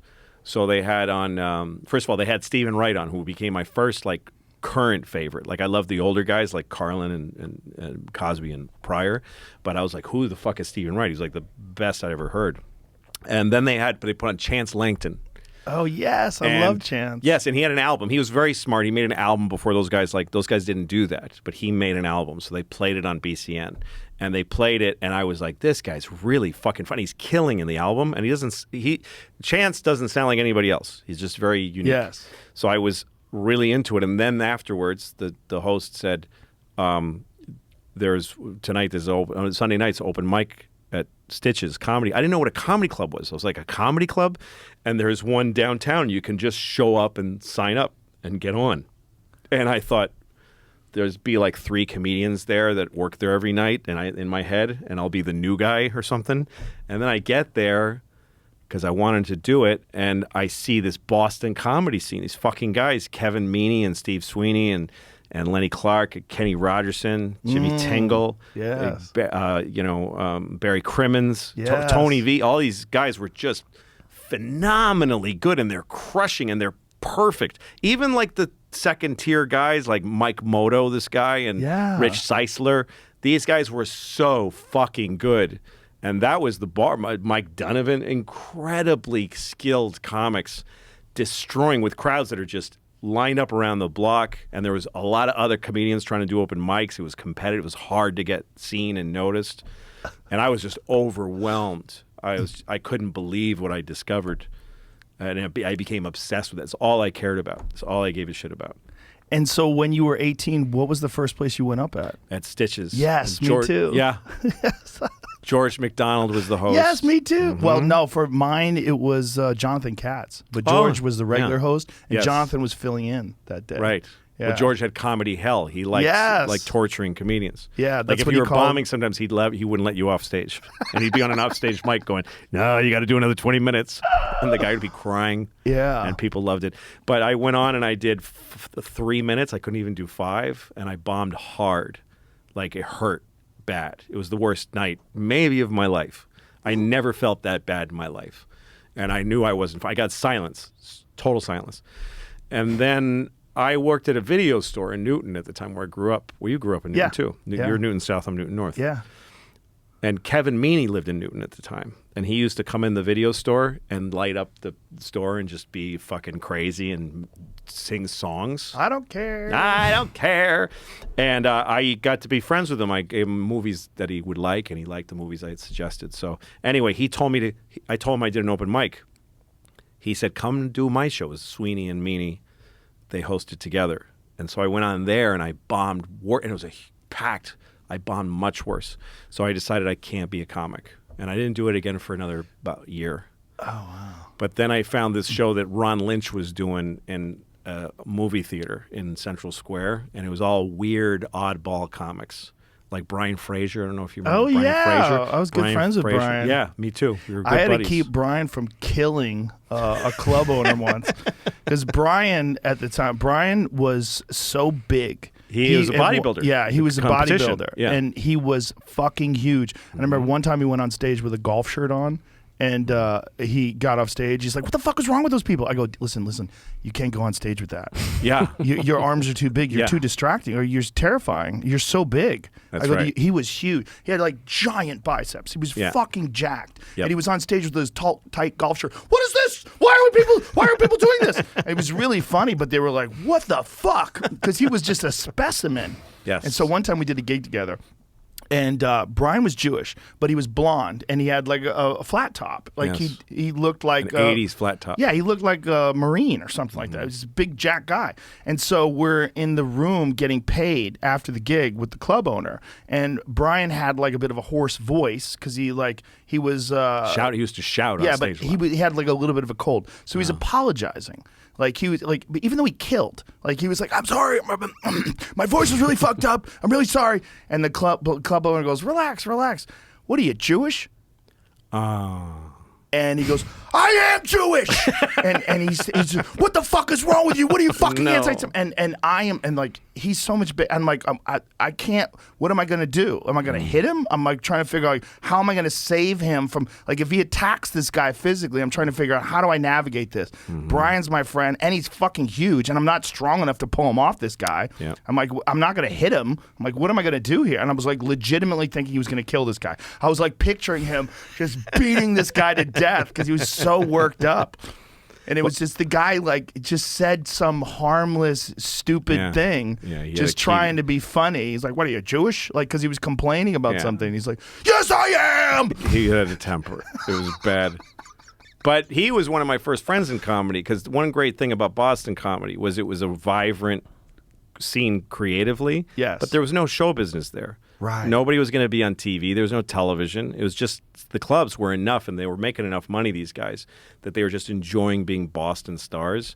And so when I started, like, I went to this other club and the first time I had a positive set where I got laughs, Brian and the other comics all came up to me and said, "Good stuff, good job." And Brian became my friend, started helping me. And then Tony V came into that. This was a weird one-night club. He came in and saw me. And he said, "You're pretty funny. Do you work these other clubs?" I said, "I don't." And he said, "Come with me." And he just put me in his car, took me to the Comedy Connection, and just told the host, put him on next. And next thing I know, I'm working at the Comedy Connection. And I had help from guys all along in Boston. It was a very welcoming and nice community. Yes. And they didn't have this competitive thing. They were competitive, but they didn't. They welcomed new people. And they were encouraging, and they tell you what jokes. We talked more about each other's jokes back then, I think. Oh yeah. That's what when I moved to New York, and then years later when Joe showed up, he was to me that's a boss. I have a responsibility. Like I paid that back. I was like, I have a responsibility to watch this kid and see what he has, and foster him because he came from the same place. Yes. Yeah, I always felt like that too. And there was Mike Donovan gave me great advice once, and Mike Donovan was another guy that was one of the fucking best ever. Yeah. But he would record all of his sets. He said you should always record your sets because you never know. He would bring like a little tape recorder. This is back when it was kind of big, this clunky ass tape recorder he'd bring on stage with him. But he was like, you got to record your set because you never know when you might say this one thing, and that one thing you'll forget it because you're in the moment. But that one thing could be a whole nother bit, and the only way is you got to listen to it. It's funny. Even in the 2000s when I was starting, he'd had the same tape recorder, big gray tape recorder, and he'd have it on his headphones, and he'd be pacing in the back listening to it. I think like 30% of our dialogue is just doing Mike Donovan bits to each other. We just do them to each other back and forth. Remember when he did Johnny Most? Oh, Johnny Most, who was a Red Sox basketball is Celtics. That's yeah. right. Celtics commentator, and he was a legend in Boston. But he would do this like long after Johnny Most was dead. Yes, people loved it. People loved it. It would fucking kill. No, Donovan was one of the best ever. The only time those guys got competitive is when someone left Boston and did well. Yeah, then fuck you. Yeah, they did not like that. He's a fucking middle act. Yeah. Like they would get upset that guys would get on like television and do things. My Stephen Wright, who I became friends with, he was a big part of my life because I worshipped him, and he had become a Tonight Show guy and a big star, but he had come from Boston. And I was on one night at the Comedy Connection. It was like 17 people, and I had a rough set. It felt bad, and it was one of those early rough sets where you're like, maybe I don't do this anymore. And I was sitting in a chair in the audience afterwards, just feeling bad, and I had a tap on my shoulder, and it was fucking him. He just dropped in, and he just said, "You're very funny," and it made my life. Wow. And then we became friends later. We're good friends now. And he told me this story that the first time he went on stage was at the Ding Ho, which was a storied club, the Chinese restaurant that started comedy in Boston. So he went there. He had 5 minutes of jokes, and he went on stage, and he said half the jokes got laughs and half bombed. So he decided, I can't do comedy. In his head, it was like, that means I'm bad, because for half the set, I got silence. So he was leaving, and Mike McDonald stopped him, another veteran guy. He said, "Hey, good job." And when are you coming back? And Steven goes, "That was it. I'm done." He goes, "What are you talking about?" And Steven said, "Half the jokes didn't work." And he goes, "So you replace those with other jokes. You have 2.5 minutes of good stuff. Yeah. You're off to a great start. Replace the ones that didn't work one at a time. Just keep trying." And he said to me he wouldn't have kept trying if this guy hadn't stopped him at the door and given him some encouragement. Those encouraging moments that you get from a person who's like a legitimate comic are priceless. They're so important. Ironically enough, Mark Maron did that to me when I first started doing comedy. I was only like an open micer, and he was a professional. He said something to me, and he's like, "That was really funny, really good." You can bet he meant it then. Yes, like the only time probably ever. Wouldn't have said it otherwise. But it's just those moments, like and so I'm very generous with that. I make sure that I go way out of my way when I see someone funny to encourage them and say, "You've already got the hardest part down. You're really funny. Just keep doing it." When I tell young comics a lot, if they have one good joke, I'm like, that means your whole act could be good. Yeah. You wrote that joke, so you could do it now. Yeah, it's just the process, and the process is odd and it's different for everybody. But the beautiful thing about Boston was it was all about that. It was not about formulating an act that you think is going to sell as a sitcom. No, and me and Mark started around the same time, or he had come from L.A. where he'd had a crazy time at the store. But he was one of my him, David Cross, Nick DiPaolo. We were these guys that banged around with each other and just tried to figure it out. And we were all vulnerable. I used to love watching Mark struggle, and I used to love watching him get better, a little better, because he had to really figure out what his voice was that people would want, And still, he would sometimes just eat it, and it was fun to watch him eat it, And Nick was an odd fit because I think he was always, he was a fucking football player, and a real working class guy. And, we're nothing like Nick, but he was so fucking good. He's like a poet, Nick. Yeah. The choices he makes of words and how he writes things. Very, very underrated. He's one of the best. And he's got, in 4th of July, our movie that's on louisck.com, it's available now. It is available now. A great thing about that movie to me was that we got Nick back in our life. Because Joe, for me, Nick was like a brother. I lived with him. And for Joe, he was like an uncle. And we had sort of, in all these crazy years, you drift apart from friends because of politics. It's such a fucking stupid thing. Yeah. Somebody you love and know, you start being told by other voices, that's not your friend now. Right. And we were all pushed apart from each other, him from us from him. And we brought him to the set for this movie, and there was people on the set that were like, maybe they won't like Nick very much, this particular person. Everybody loved Nick because they're not used to guys like him because we're all so separated. Yes. If you go to the person you really like, that I am sure that's the enemy, that's the other side, and you hang out with him, you go, I fucking love this guy because he's so he says shit that nobody else says to me. Yeah. And Nick is also a guy bursting with love. He's also insecure and a little nutty like everybody else. Yeah.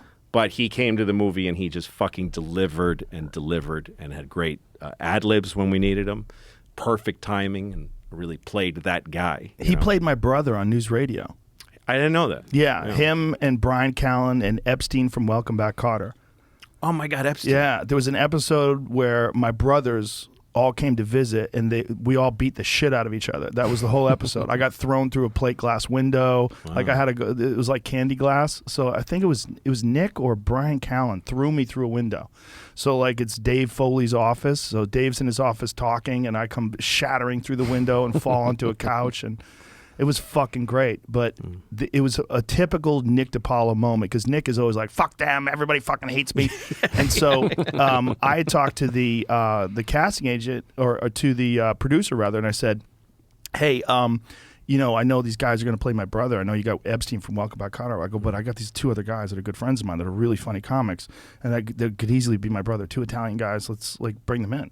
And he goes, well, yeah, fuck yeah, let's bring him in. So Nick comes in, does the audition, kills it, and the producer says, great, he'll be your brother, and Brian Callen killed it, and he'll be your brother, perfect. But then the casting director, it was this woman who like had these actors who she was friends with that she would like get on parts. And so Nick calls me up and he goes, I didn't get the fucking part. And I go, what do you mean you didn't get the part? You got the part. I just talked to the producer. He goes, no, the fucking casting lady called me up. Fucking, they're always fucking me over.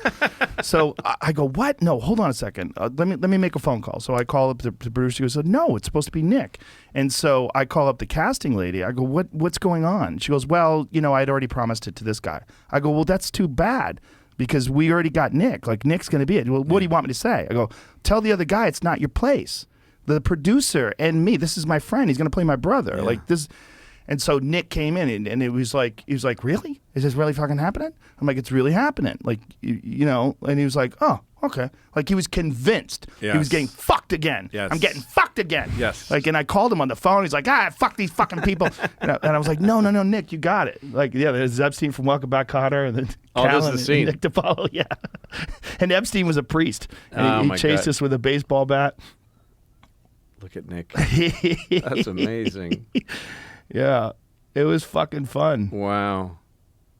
It was really fun. Wow. It was fun.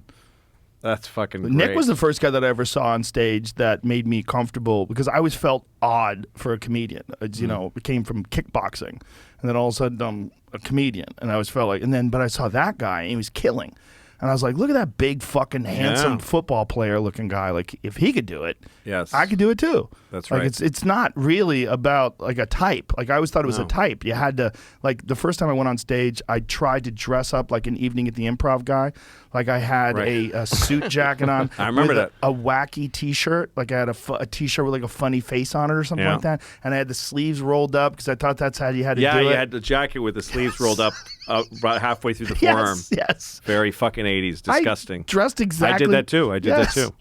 I felt like there was a thing that you had to do, and I had to do like. I didn't think I could even do comedy. I always loved comedy, but I didn't think there was my sense of humor. I didn't think that would fit for me. I was always just a fan, and then I saw Kinnison, and the first time I saw Kinnison, I was like, "Oh, that's comedy too." Yeah, I was like, that's right. "Oh, okay, okay, comedy's crazy." Because I saw Seinfeld. And I saw Richard Pryor. I was like, wow, I could never do that. Like, God, these guys are amazing. The easy motor mouth kind of thing. And I had the same feeling. When I saw Steve Martin was the first one that made me think, maybe I could do this. Because he just he didn't give a shit. He was not being a comedian. Right, He was just his early albums, which are so fucking good. he's just talking and weird and off, and you hear the crowd laughing, and that great laugh that's like, what is he doing? Yeah. It's so much more satisfying than it's another kind of laugh. Yes. You got the Nick DiPaolo fucking just fastballs, bang, everything, bang, bang, bang, bang, bang. And yet he doesn't look like he should be up there. He doesn't look like a comedian, and it works for him. Yes, and he just was angry. He would be killing, and he would find someone who wasn't laughing. Oh, yeah. What the fuck's your problem? Yeah. Oh yeah. No, I've seen Nick snap because someone was going, this guy's so funny. And he's like, shut up. Shut the fuck. And after I'm like, I think she was saying how funny. He goes, it doesn't matter. Yeah. It doesn't matter. She shouldn't be talking. Yeah. All right. No, when we were doing our first table read sort of for the movie was on Zoom, and he was perfect. Everyone was finding their thing, but he was perfect. And I wrote him a text after, and I said, that was just everything you did was over the wall, just everything. And he wrote back, what the fuck is that supposed to mean? I'm like, Nick, I'm giving you a fucking home runs. It's home runs. All right. I thought you were giving me some shit. No, I'm not fucking. You did a good job. When I was first coming up, Nick did a gig, and I wasn't there, but I had heard about it, where he did a gig at a dance club, and it was one of those places where they stopped the music and then started the show. It was fucking hell. And you're not on a stage; you're on the dance floor at the same level as everyone. And some guy said something to him, and he beat the fuck out of the guy. I remember hearing about it, like Nick beat the shit out of some guy at a comedy club, and I'm like, oh my God, that's part of comedy? Yeah. Oh Jesus, now I got to be careful, worried That's about right. fighting when you go to comedy shows. Well, there was one night at Nick's, I remember, he went on and he destroyed, and he was new at it. And I think it was Dana Gould, who's very funny, very inventive, great comic. Great comic. And he went on after Nick, and he's doing stuff about being anxious and, weird life, and he's bombing. But he was an elder statesman at the time. Dana was well respected. Nick was nobody. But Nick doesn't see the hierarchy. He's bigger than Dana Gould by like 60 fucking pounds or whatever. So Dana says on stage, "Oh, you laugh at the dumb Italian guy with the dirty jokes, the dumb guy, but you didn't. But so you're not here for me, I guess." And Nick was like, "Fucking," and I mean, it took everyone to hold him back. But it was kind of great because Dana was like terrified. He's like, "What?" He's like, "Yeah, Dana, you can't say the guy's bigger than you.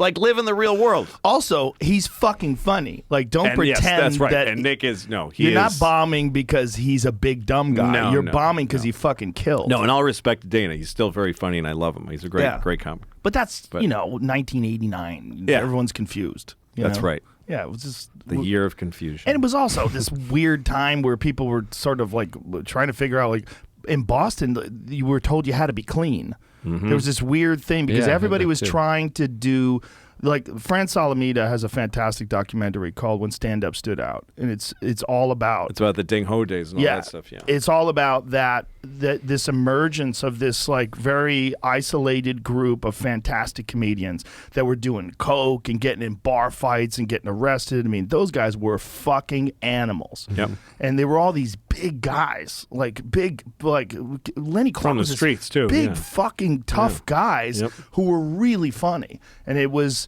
that, and then the Tonight Show. Right. And then with the Tonight Show, like, guys like Stephen Wright and all these other people like took off and had careers. So there was this, like, path that was carved for us. It's like, you have to be clean. You have to work clean.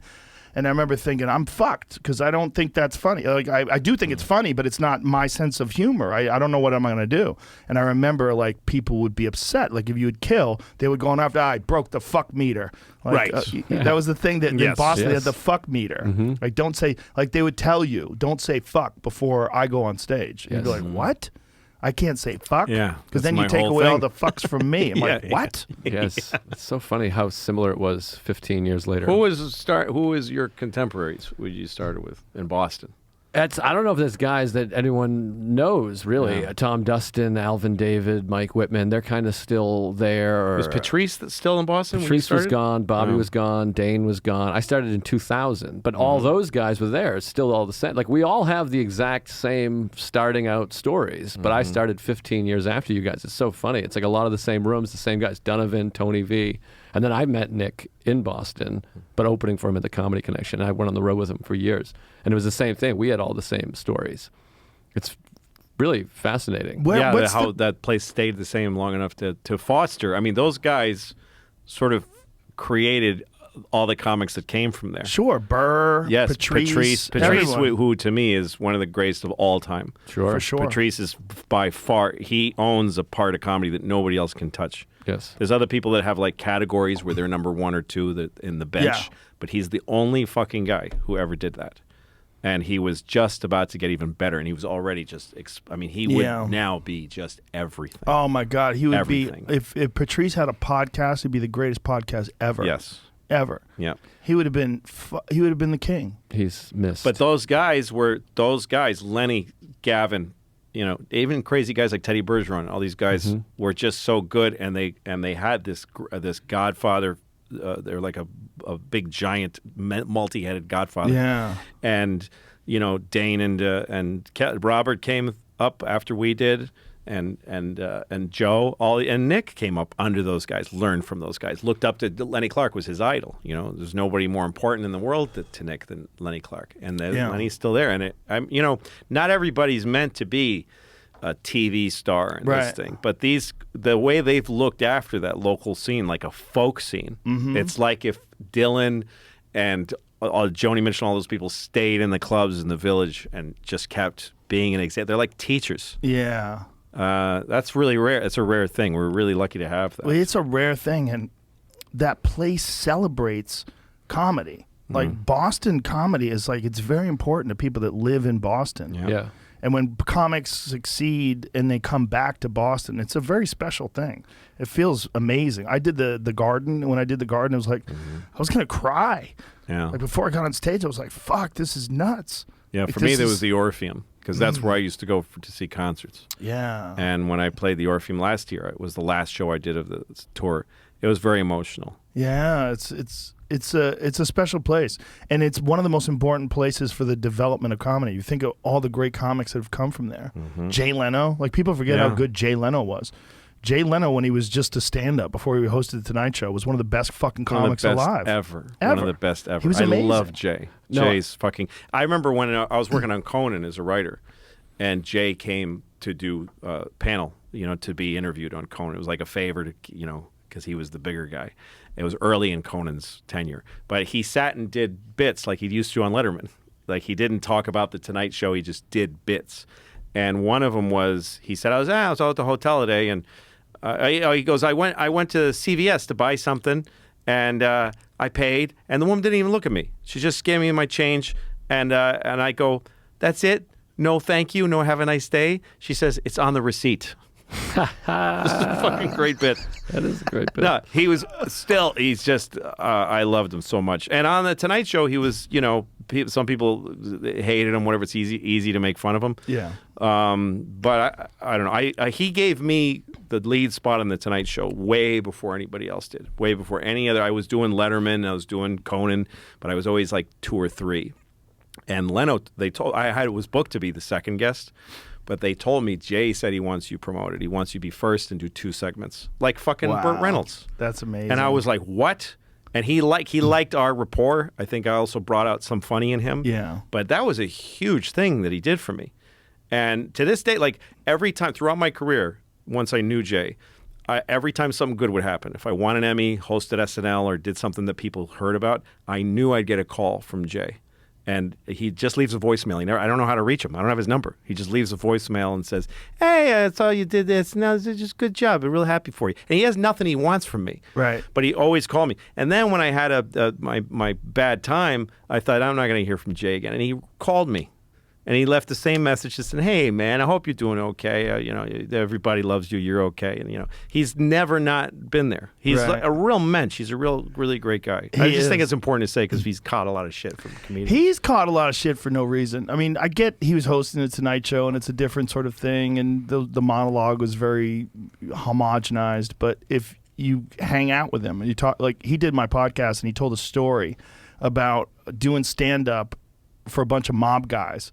and that this mob guy, he tells a story about this mob guy yelling at a preacher because the priest said something, and he was like, "Motherfucker, didn't we give you enough money?" And he's screaming and swearing as this mob guy, and I'm like, this is fucking incredible. Yep. I remember while he was telling the story, I was like, this is amazing because you get to see the real Jay Leno. That's right. No, he's a viciously funny guy. But I understood this Tonight Show strategy when I watched him in an interview once. And he said, my goal is to come up with jokes that have the broadest possible appeal. Like, that's just how he thinks about that job. Yeah. Jokes that every single person can like on some level. And obviously those are watered down, easy jokes, you know. And even I was on once, and Kathy Lee Gifford was the lead guest.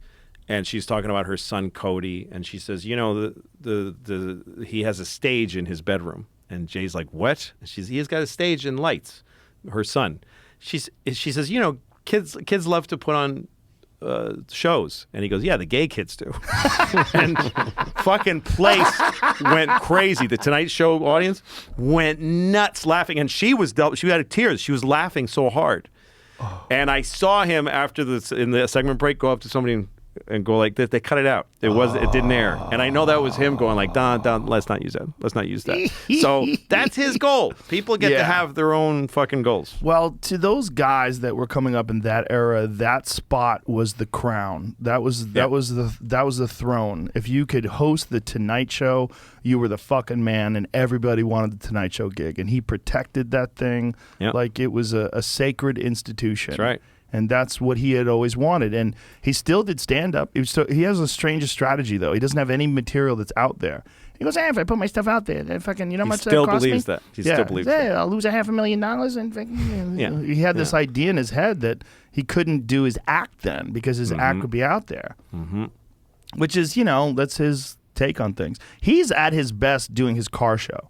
Yes. Because that's when you get to see the real Jay Leno, is because he fucking loves cars. Yes. I've had so many conversations with that guy where he'll just go deep into cars and he loves them. And it's not like he loves like cars that make him look like a baller. No, he loves like old steam-powered engines. He loves like weird fucking tires. And he knows everything. Everything. One time I did the Tonight Show, and after my set, he said, hey, stick around. Do you have to go somewhere? And I was like, no, you know. Yeah, hang around. I didn't know what that meant, so I went back to my room, my dressing room, and one of the producers said, "Hey, Jay wants to talk to you." You know, so I didn't know what it was, so I wait for a while, and he comes with he's got a motorcycle helmet, and he goes, "Hey, let me show you it's my new bike." He takes me out and shows me he has a jet motorcycle. He had created it. It's a jet engine with a motorcycle frame built around it. And I go, wow, is that a jet? And he goes, yeah. I took it out of a helicopter and I put it on this. And he starts it, and there's this blue flame coming out of the back. And he puts down the visor and he just takes off. And he's not circling around. I just hear him fading in the distance. And I go to the producers. So is that it? And she goes, yeah, you can go. He didn't even say anything, like talking. Just, look at this. Also, imagine this guy who's the host of the Tonight Show who just rides a motorcycle to work. Yeah. Like, he would ride a motorcycle to work all the time. Like, all the fucking money that's banking on him is the biggest fucking show and talk show. And this guy's out there on a motorcycle. On a fucking experimental motorcycle. He told me another time, because I asked him about that bike, that he had to pay for a guy's Lamborghini because he melted the front of a Lamborghini. It was too close, and he gunned it, and he just melted the whole front of a car. So... Well, he probably had spare parts at his fucking place. Sure. He has 11 garages. There's 11 warehouses filled with cars. When I went to his place, I saw one warehouse, and I was like, this is incredible. I brought my car there, and we did this little segment on my car, and he goes, yeah, I got 11 of these. I go, you have 11 of these? And he goes, yeah, basically. 10 was not enough. He's got 11 giant warehouses filled with cars, and it's fucking immaculate. Like, you could eat off the floor. And there's all these really cool old automotive signs on the wall, and it's like fucking strange. Incredible. Now I have to piss. Sorry. Oh God. Perfect timing. I like Jay Leno too. Just you and me, Joe List. How you feeling? I don't know if I can handle this. You're fine. It's bad. Your special that you did, how long did you work on the material to put this together? How because this is like post-pandemic. Yeah. So I can't do it like that because I get too much extra material so I can protect it. So I have like an hour, and then I keep going till I have like an hour 20, hour 25 or whatever. And then so I shot a special in 2020, right before it all went down. And that was my I Hate Myself YouTube special, which did really well. And then so I had like an extra 20, and then I went from there and added. So the next one came out like a year and a half later. Oh, wow. Which I was really proud of, and that one's called This Year's Material. And now I'm touring with another new hour. So I feel like I'm very quietly prolific. That's awesome. Thanks.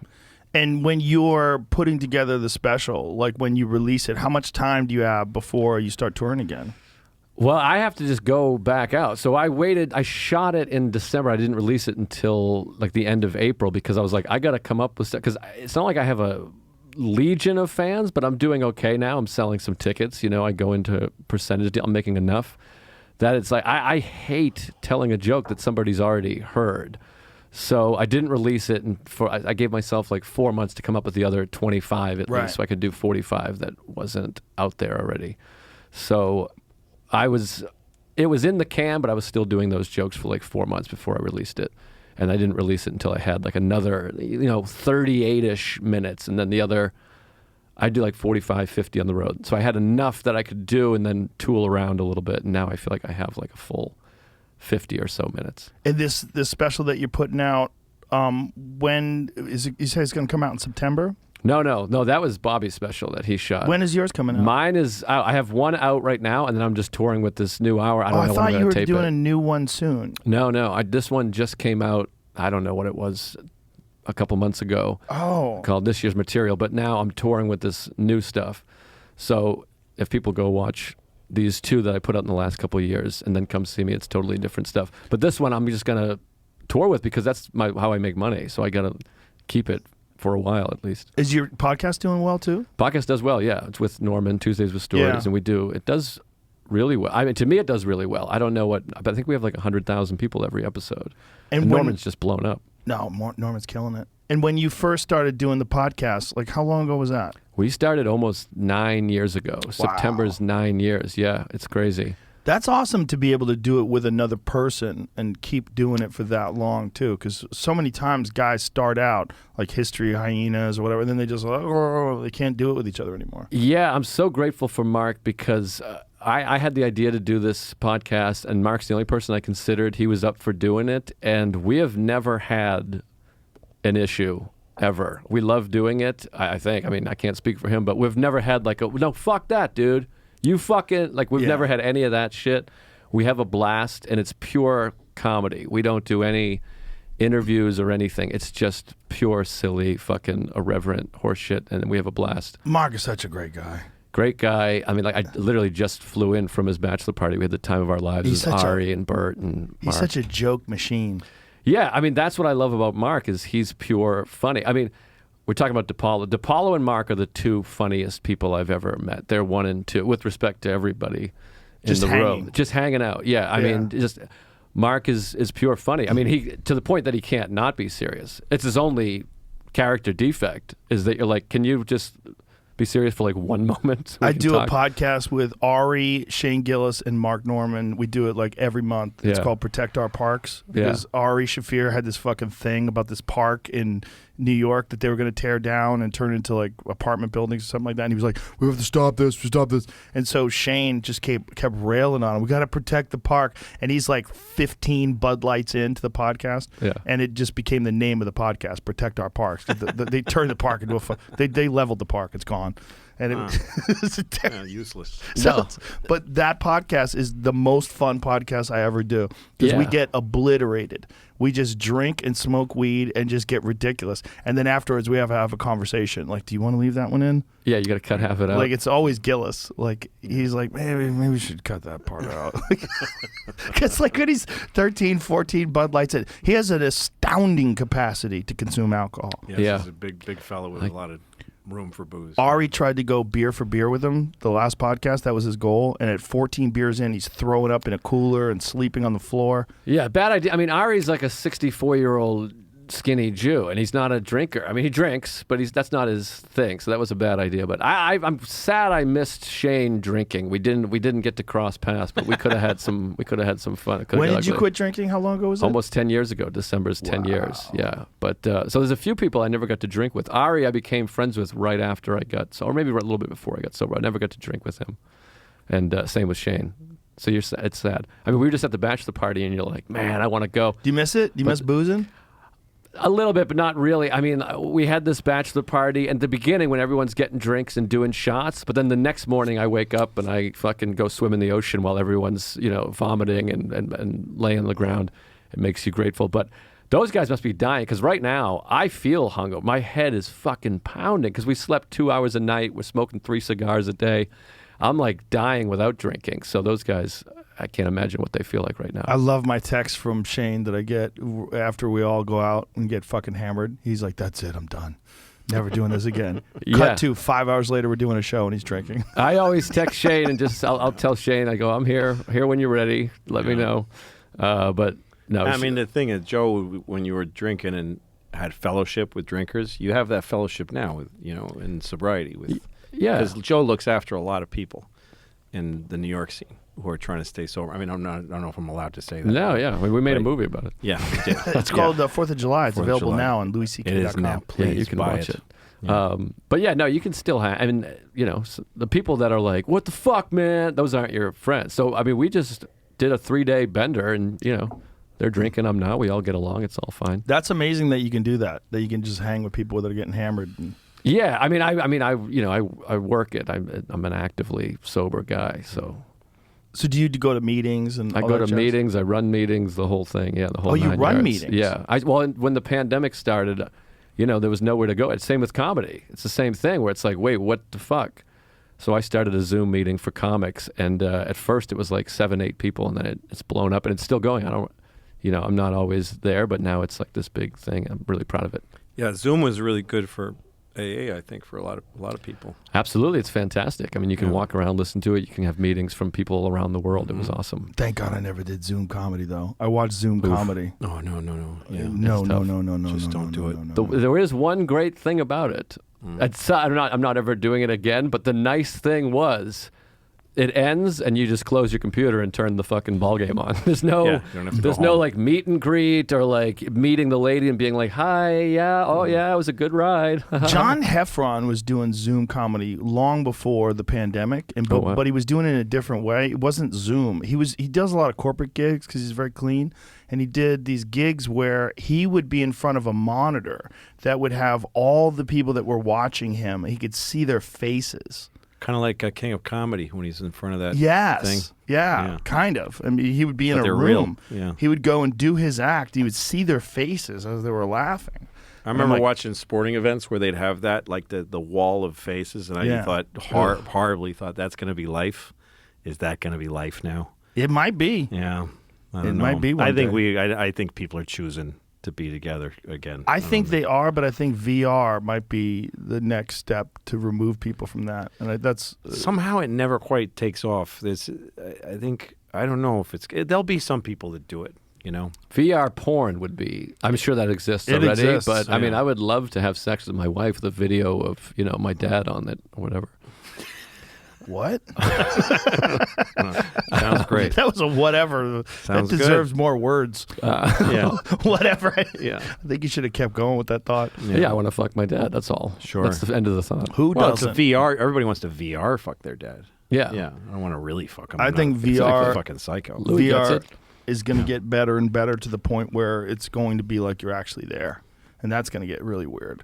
Yeah. And that's coming, whether we like it or not. And Maybe we're not even here right now. that's what Elon believes. He believes it's a simulation. Oh, that's a good one. Yeah, but even if it's a simulation, we're Could be still better here. too. Yeah. Arthritis in a simulation. Do you take CBD? No. Dave Foley had pretty bad arthritis where it's like he couldn't extend his fingers. And he started taking CBD every day and it completely went away. No shit. Yeah. All right, I'm sold.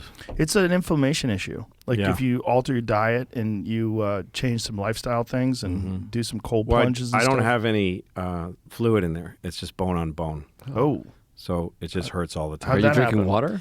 It's just I don't know what I drink a lot of water. Okay. A shit ton of water. It's not that then. No, it's not that. That's just that fluid, synovial fluid or whatever it is. Yeah, I just have. It's in they your showed me thumbs. on the thing. Yeah, and what's crazy is you go to 3 different guys. They all tell you that each other are full of shit.